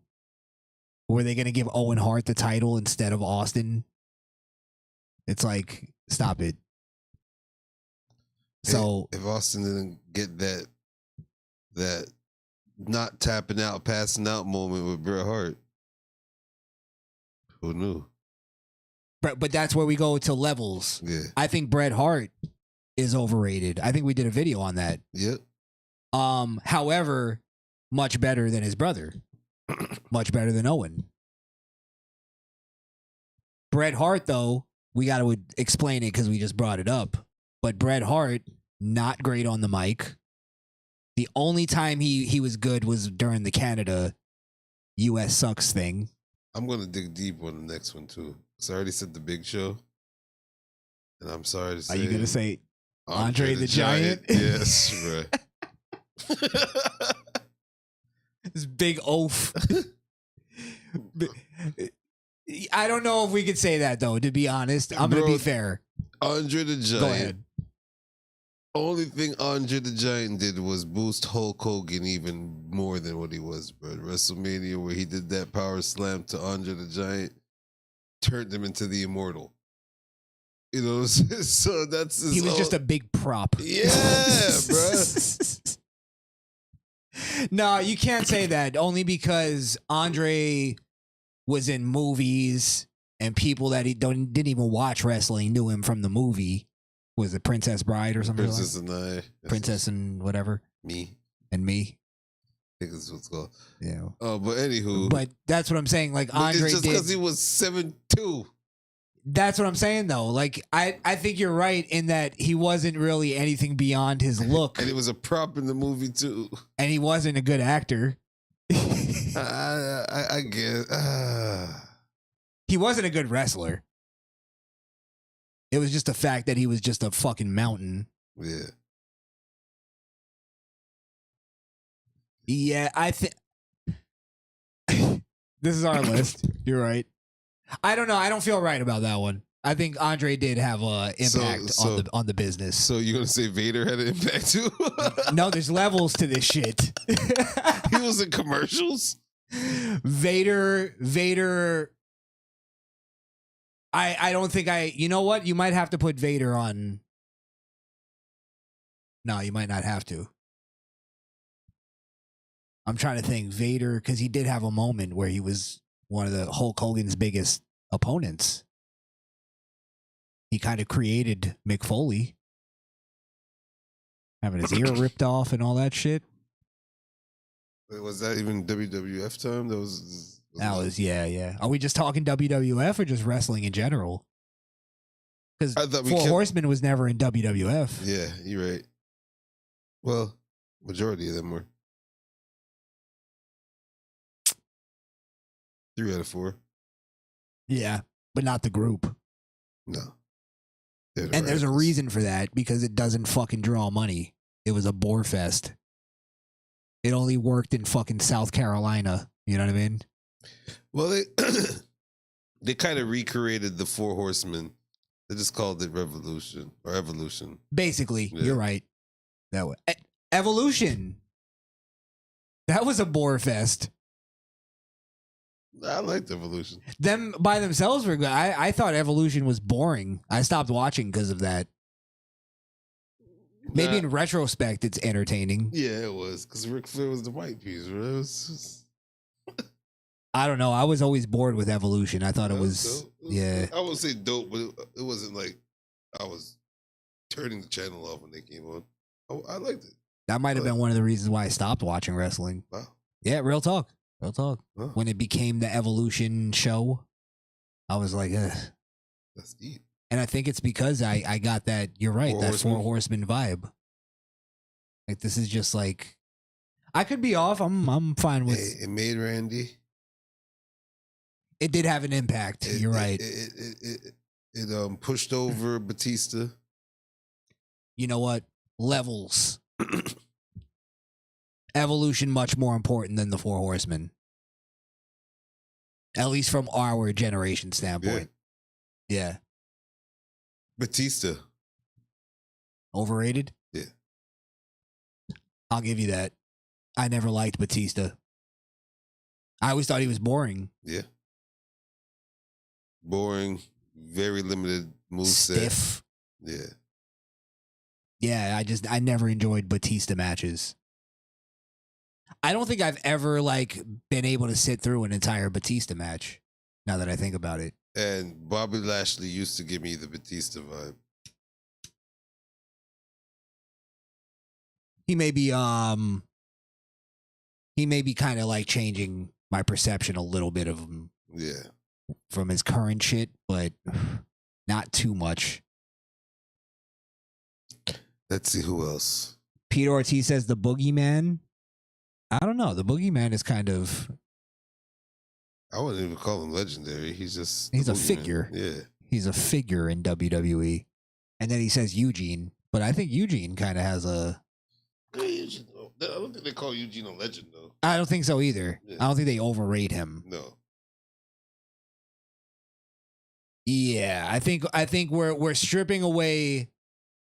Because by doing this, we're keeping, people like Austin, Rock, Foley. Rock, you might. You didn't say a name that was supposed to be like a top 3. Well, because when I say this name, people are going to be like, he should have been in the top 3 of what you just said. I respect what he's doing now, kind of, sort of. Triple H. Triple H. No, you know what? I kind of look at Triple H a little different. Triple H was, I guess, the best heel during the Attitude Era. This is why I actually respected Triple H, because he could have went with a babyface run after DX, but he was smart enough to look around and go, Austin, Rock, Foley, I'm never going to be the top babyface. No, but I fuck the boss's daughter. Let's not pay attention to that. So, hey, Dad. But that's what I'm saying. He at least was smart enough to play his cards right and know, like, all right, I got to be the top heel and try. And listen, I was never a big Triple H guy. I actually liked him better as a babyface, to be honest, because he was funnier. Just didn't fit the role as a babyface. You're right. He had a weird thing, like his promo ability was definitely like more babyface oriented, but I think he never broke out of that DX thing where it's that tweener kind of thing. I cut babyface promos, but I wrestle like a heel. Yeah. And then he tried to be like technical guy at one point. And he's a tweener heel for sure. Because even when he was heel in any promo, he would still hit DX jabs. I gotta keep. If you we know, were making, it's so big. But Triple H, I think we have to keep him just to give credibility to our list. I think you have to keep him. There's some people you have to have. Okay. Like Shawn Michaels. No. I don't think he, like, as great as everybody says he was rated, I don't think that's overrating. I think he was as good. Okay. You get what I mean? So Shawn Michaels legendary. Legendary. Yeah. Undeniable. If we took him off our list, it would kill our list. Booker T. Yeah, I guess you can. I'll toss him on there. There's nothing that Booker T has done where if we just removed him, it would be like, oh, no Booker T, except for the Stone Cold beef. What about King Booker? You said it earlier. He ruined King of the Ring for everybody. He ruined King of the Ring. That's about it. And he also ruined commentary on SmackDown for many ruined years. that grocery store. But so you're saying Booker T not a legend? He had one legendary run against Stone Cold. King Booker, I think, is legendary because people still do the King Booker thing. Booker. Yeah. Harlem Heat. Listen, I'll say Harlem Heat. We could take off, but I'll keep Booker T on the list. Harlem Heat, not a legendary tag team. Take off Harlem Heat, Booker T gotta go with it. Okay. I'll leave him up for debate because I get you. I'm not like I don't necessarily have anything to fight with. The New Age Outlaws is just for promos, not for wrestling. But they're legends, though. I don't think you could deny that. Mike Legends. X-Pac could fucking go. X-Pac and Kane had a decent run. Yeah. But other than that, X-Pac X-Factor sucked. X-Pac and D'Lo Brown had a decent run too together. Well, then you got to think about the 1, 2, 3 kid run. Yeah. The Sinks. I mean, he was part of legendary shit, though. So you can't. But is he like the same way that he's honorary in every stable? That's what I'm saying. Is it the same way that Buff Bagwell was part of a legendary thing? He was okay. He was. Would you say a founding member of DX? The DX 2.0. DX 2.0. Because didn't it just start with China, Triple H, Shawn Michaels, and Oh yeah, he started the new DX. yeah, Yeah. The real DX. which X-Pac was in. That's what I'm saying. And he was the first member. The NWO, the next member Was X-Pac, wasn't it not? NWO, he was the sixth member. That's why they called him six. Yeah, it was the sixth member. Yeah. Kevin Owens, is overrated. Peter Ortiz. I don't know if you could say that. I gotta give him some time, so he gotta still sizzle. He's still going. Yeah. And he had that match with Austin. That was memorable. Pulled him out of the retirement. The Jericho storyline. Chris Jericho, legendary. Yeah. Mike work. Huh? Mike work. Mike work. No, I think he was good in the ring as well. He's probably just as talented in the ring as Dean Malenko. He came from that class. Yeah, he had radical-esque moves. If he came over at the same time, he would have been part of the Radicals. Yeah. But contract ended 2 months earlier. He was on the level. I think I'd put him almost on the level. Tell me if I'm wrong or you disagree. Almost on the same level as Eddie. Like they both had in-ring. They both could talk on the mic. They were both entertaining. I think they were well-rounded wrestlers. Eddie is still getting imitated to this day. That's because he's dead. That's because they can all. You know what? It's almost like I loved Eddie Guerrero, even back all the way to really when he came into WWE because I thought he was boring in WCW. Kind of when he was doing the LWO, he was entertaining. Eddie, but just being the one to hit the chair on the floor and throw the chair in someone's hand and hit the floor, and now they're doing it all the time. It's just like he's more iconic and has like that. He's legend. Cheater life. He made like a genre. Cheating wrestler. Cheating heel. Cheat wrestler. It's cool to cheat now. Yeah. I could promote cheating.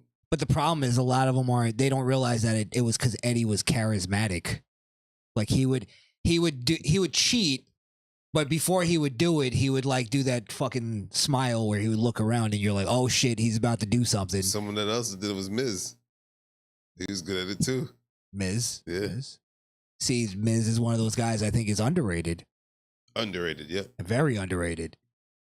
Very much so. Miz will destroy anybody on the mic. I'm telling you. Chance. Yeah. R-Truth too.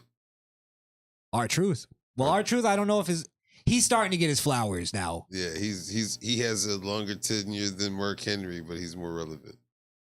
And that's where I'm trying to say, like, I'd even put R-Truth above Booker T, to be honest. Yeah. Even though he hasn't won the same amount of titles or anything, it's just R-Truth is that entertaining. Yeah.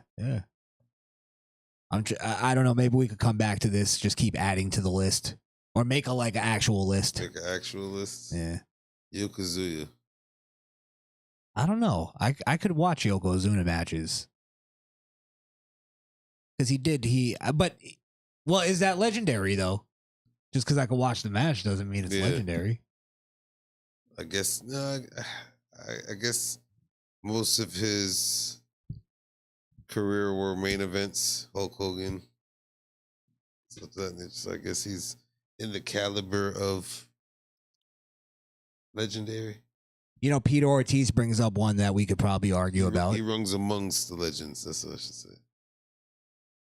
He topples with the legends. He dabbles, I mean. Yeah. Christian. Legendary. Fuck out of here. Tell me how he's legendary. Edge and Christian. It wasn't even important in that group. Creators of tables, ladders, and chairs. If it wasn't for him, they couldn't have chairs implemented because they couldn't do a fucking. That was Mick Foley that created that in storyline. He came, he said TLC. Yeah, because the Dudleys are known for tables. Yeah. The Hardy Boys were the ladder people. They didn't invent the chair. They did the Cherico. The concerto, they invented they did that, and that's what made them the chair guys. Yeah, but then this Can't is how do that without Christian. This is how useless Christian I was. don't want to hear your blabber. Edge started doing the fucking concerto by himself. He just laid the chair on the ground. Actually, and I'm being serious here. Actually, Christian did it first. Maybe I could believe that. Yeah, But And he's the highest paid AEW wrestler right now. So it's like, stop it. I don't think legendary though. I think he was the least important person in all the TLC matches. Captain Charisma. And he called himself that because he didn't have charisma. That was the joke. That was a joke. And the only reason why he couldn't succeed more in the company is because he was ugly as shit. And that was confirmed. Calling himself Captain Charisma was the same thing as Lance Storm coming out and saying, "Can I be serious for a moment?" It's like, you're always serious. Facial recognition for top spot is pretty fucking homo. If you ask me, but you're like, you're ugly, so you can't have the title. Don't sometimes you want an ugly champion? You want somebody who looks like a fucking, like Snitsky. Imagine being told you can't get the title, you're ugly, but then Chris Benoit proceeds to get the title. Motherfucker doesn't have a tooth. But then when he kills his family, you look at Vince and go, Shit shows this ugly motherfucker. You see? But then Vince goes, "That's why I don't choose ugly motherfuckers." You're ugly in the inside and out.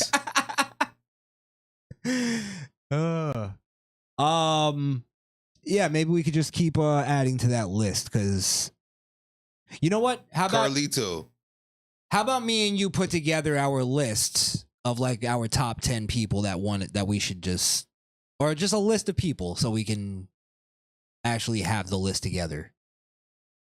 I'm sorry too, Hulk Hogan. I think you're tripping now. He's a whack ass wrestler. The only reason why I can't say that is one, he's legendary. You can't deny that. Forced. Two, Jay-Z legendary.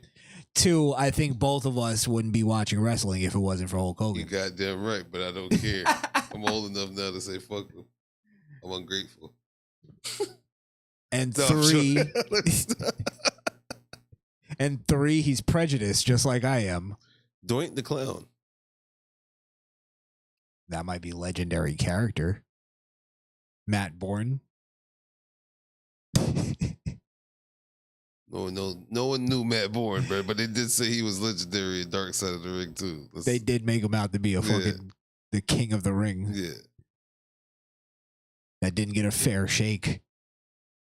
You know what I mean? Let me throw these out. What about Diesel and Razor? I think are legendary, but I'm just throwing them out there. No, they're legendary. Okay. Goldust. I think he's a legend. Legend. Character. Here's a weird one that I think is a legend, but doesn't get the, and you might argue with this.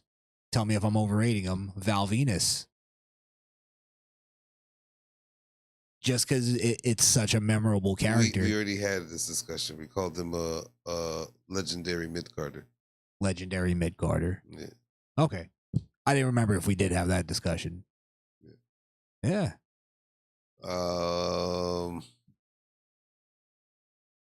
If they put Visor on that list, you get him the fuck out of here. He's not a legend. Nah.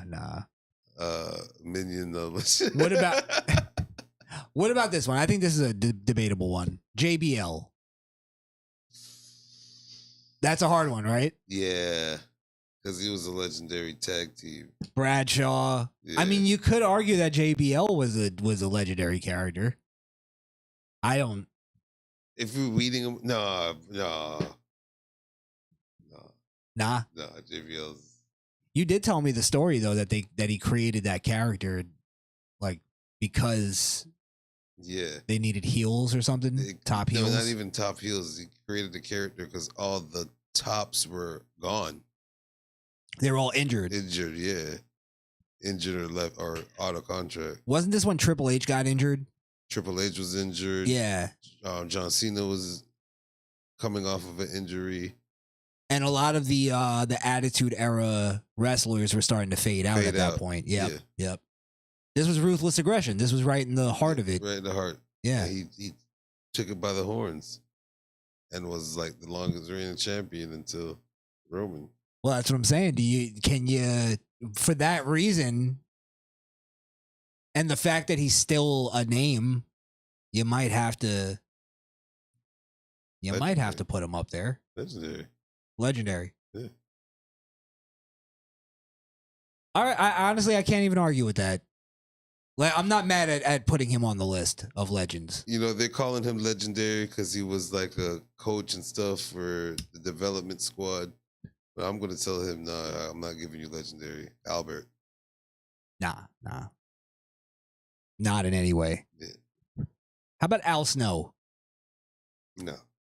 Nah. No. He blew it. He could have been. Could have been whatever he did to get the head gig. Fuck his chances of. Even though they sold fucking mannequin heads in the Little That's much, styrofoam yeah. mannequin heads, yeah. Yeah, I guess you can't put him up there. What about this one? Bob Holly. You said Crash Holly earlier. What about Bob? that was hardcore Holly, right? Yeah. No. All of them. All of those were great Attitude Era fillers, but they're not legendary. Him, Jamie Noble, Draws, Hurricane. Hurricane. Yeah. Good Could you put Hurricane on? No. Mid card. I don't know though. Mid card legendary character. Mid card, but that would put him in legendary. Just like who we just put in the mid card, Val Venus. He's in that category. Yeah. Like I said, levels. Yeah. There's always levels to Levels, it. yeah. But he definitely has a legendary status. You know what? No, fuck out of here. We said we're trimming it down. Both Val Venus. No, I can't give him grievance though. I'm sorry, I bro. gotta fight for Val Venus. Val Venus had what, 2 good storylines? Yeah, but his character, It's a filler. it's a memorable character. It's not as. Does that make it legendary? It though? was the Attitude Era Rick Rude. It's not. It's gone. It's gonna be gone soon. I don't know though. Val It's like- Venus is known because we still have him in our heart. Oh, here's a good one that needs to get off the list. I think Mr. Perfect. Peter Ortiz says they put him up as legendary. I don't think he really. And if we're putting Mr. Perfect, I gotta go with British Bulldog. Yes, all of the Hart Foundation. I think all of that. Boarfest. Yeah. That Even his whole brother run. Jim? Huh? Jim too? Jim's not legendary? Nah. It's no.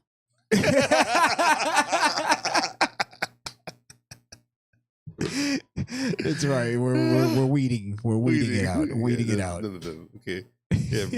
Yeah, Davey boy, you're out of there. We're gonna make our list very exclusive. Raven, not legendary. Fuck out of here.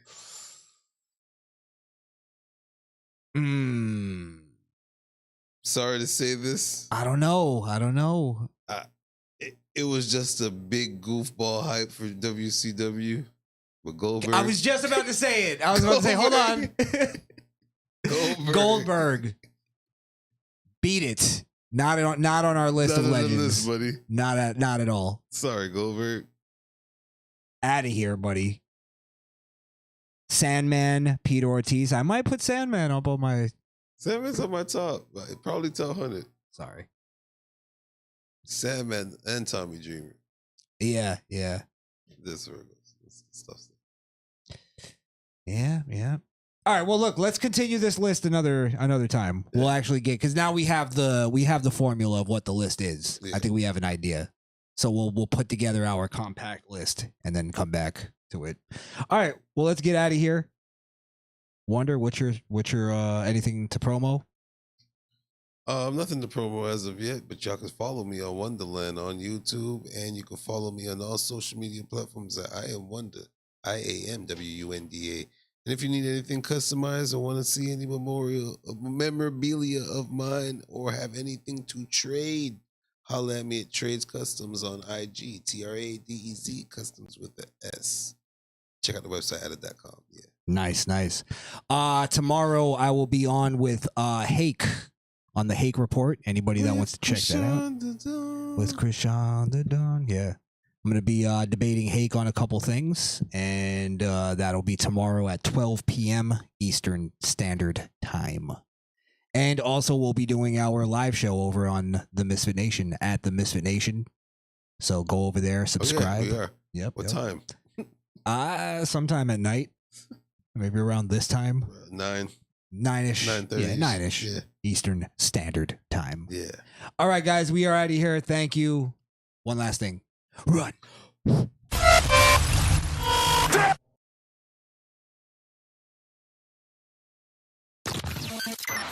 This episode of the Misfit Nation podcast is over.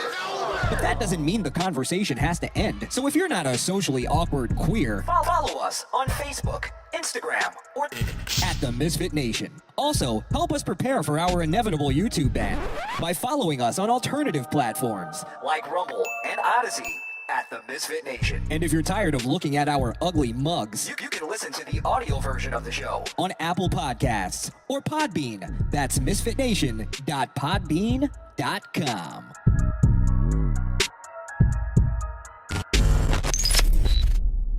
Misfit.